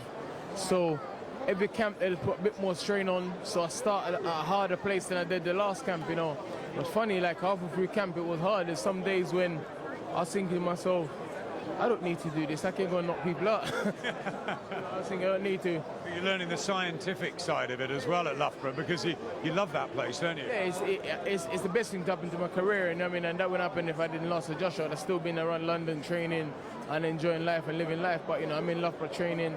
You know, and it's 2 years in now, so the relationship is built, and they know me psychologically and physically as well. So they know what I can do and what I believe I can't do. You know. Obviously, when you fought Anthony Joshua, you were experienced. And just experience-wise, you didn't have as much experience. Since then, you were quite raw. You know, you had loads of battle.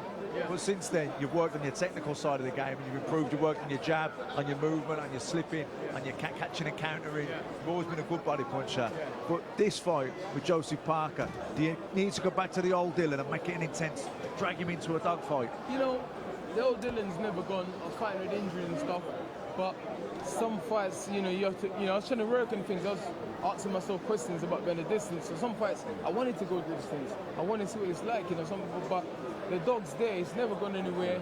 And as you can see, when the fight where I'm under pressure, I need to put someone away. I'm still able to do so. Yeah, you know what I mean? You know, but you think in this fight you need to go back to that? We'll see. Yeah. They're expecting that from me, so maybe I need to give him something they're expecting. But it's always in me. You know what I mean? It doesn't take a lot for me to get into it. If you want to have it, then we'll have it. But I'm a lot smarter, and I will do what I need to do when I need to. I don't think Joseph Parker can outfight you. But he could maybe outmaneuver you and fiddle you out of it. Do you know what I mean? I think that it's important for you to stick it on him. You know what I mean? He seems to be that kind of guy. But let's see what happens. You know what I mean? I can't just bank and going in and having a scrap with him. I know I can outfight and knock out any heavyweight on this planet because I'm strong enough physically and mentally, and I hit hard enough. But there's more to me than that. You know what I mean? And I can go and outbox people as well. You know, and I'm closer to a world title, so I'm trying to answer all these little questions. You know, you've been there before, and the worst thing is getting there. Like when I fought Joshua, I've been boxed 6 rounds before, and I remember getting to round 5, round 6, and thinking, wow, I'm in round 5, round 6. You know what I mean? And you know, so I'm trying to answer all these little questions. So when the time comes, I don't think, can I go 12 rounds in space? Can I fight this guy? Can I use my jab for a couple of rounds if I need to? So I'm just trying to answer that. Is this the fight though that all those bucks that you've ticked along the way, all those things you've added to your game, do you put it all into action in this fight? The great thing about boxing is only a matter of time till we'll see. You know, people watch all these interviews and stuff, so you can't say too much and give away too much, but we'll see. You know, but everyone knows that I'm gonna come for a scrap. You know, I'm gonna come for a scrap, and it is what it is. You know, so, but you know, I may have to box my way into it. You know, before I start scrapping because. He's experienced 60-something amateur fight. I've been boxing 20-something years. I've been boxing 10 years and that's 7 amateur fights. You know, when you put it into perspective, it's like, you know, it's like me running 100 meters against the same ball. But the difference is it's boxing. And I've got two equalizer in both hands, and I've got skill, and I learn rapidly on the job as well. As the fights is going on, I'm learning and picking up, and I'm improving as the fight's actually going on. Dillian, it's that experience, it's that knowledge that you're getting, but also you're becoming more popular as well. I think the fans like to see the real man in Dillian Whyte. You say what you believe. Do you feel that? Is it even love that you're getting from them? Yeah, you know, I'm so grateful for all the fans and the support they're giving me. It's unreal, you know, when I think about it. Because like I said to people, listen, when I fought Joshua, I was made out to be the bad guy, but I didn't care. I just need to arrive. Once I arrive, then I can start doing what I need to do and show people what I need to show them. But I never had no long amateur career, no big promoters behind me or nothing. No one didn't know who I was. But when I was 14, 15 and 0, you know what I mean? And I was fighting, I showed them I was knocking guys out, but I need to arrive. And once I got there, then I can start making decisions and start, you know, so I didn't really care. But yeah, the fans has been there, all the ups and downs. They've seen how resilient I am, how strong I am, and I'm approachable as well. You know, I don't take no smack, but I'm approachable. I love a laugh with everyone. I mess about, I have a bit of fun, you know, so yeah. Do you think there's more pressure on you or Joseph Parker going into this, or both? Probably me. I'm the home fighter. I'm the one that everyone's talking about, being close to world title while fighting. AJ fighting Wilder. You know, he doesn't care. He said to me, the gloves are off. I'm set for life. That's what he said to me. He said, I'm set for life. So I'm like, well, I'm far from set for life. So, you know, but I'm sure he's young and he's got a lot of pride and a lot of hunger. So we'll see. You're hungry. You're ambitious. You want this badly Saturday night. What's going to happen? I'm going to try and knock Joseph Parker out. You know, I'm going to try and knock him out. But, you know, it's difficult to knock someone out when they're not giving you the range and the grind you need. You know what I mean? You know, I can track him down for 12 rounds and he get into a defensive posture and show. I keep it long and keep it running. He says he's going to come right into the center of the ring. He looks strong. He looks powerful. Maybe it'll be an all-out war. We'll see. We'll see. You know, he's never been in one of them before. I've been in a couple of them. You know, he's never been in an all-out war before. I've been in a couple of them, and I come out on top of most of them. So we'll see what happens. You know, it's good. You know, but in boxing, as Macklin will tell you, there's guys that will say one thing and come and do another thing. You know, guys that say, like Elena says, I'm going to come and knock you out. Dillian Whyte's going to sleep in 2-3 rounds. And what did he do? I hit him once or twice, then he fought. You know what? I'm getting paid my money. I'll come another day.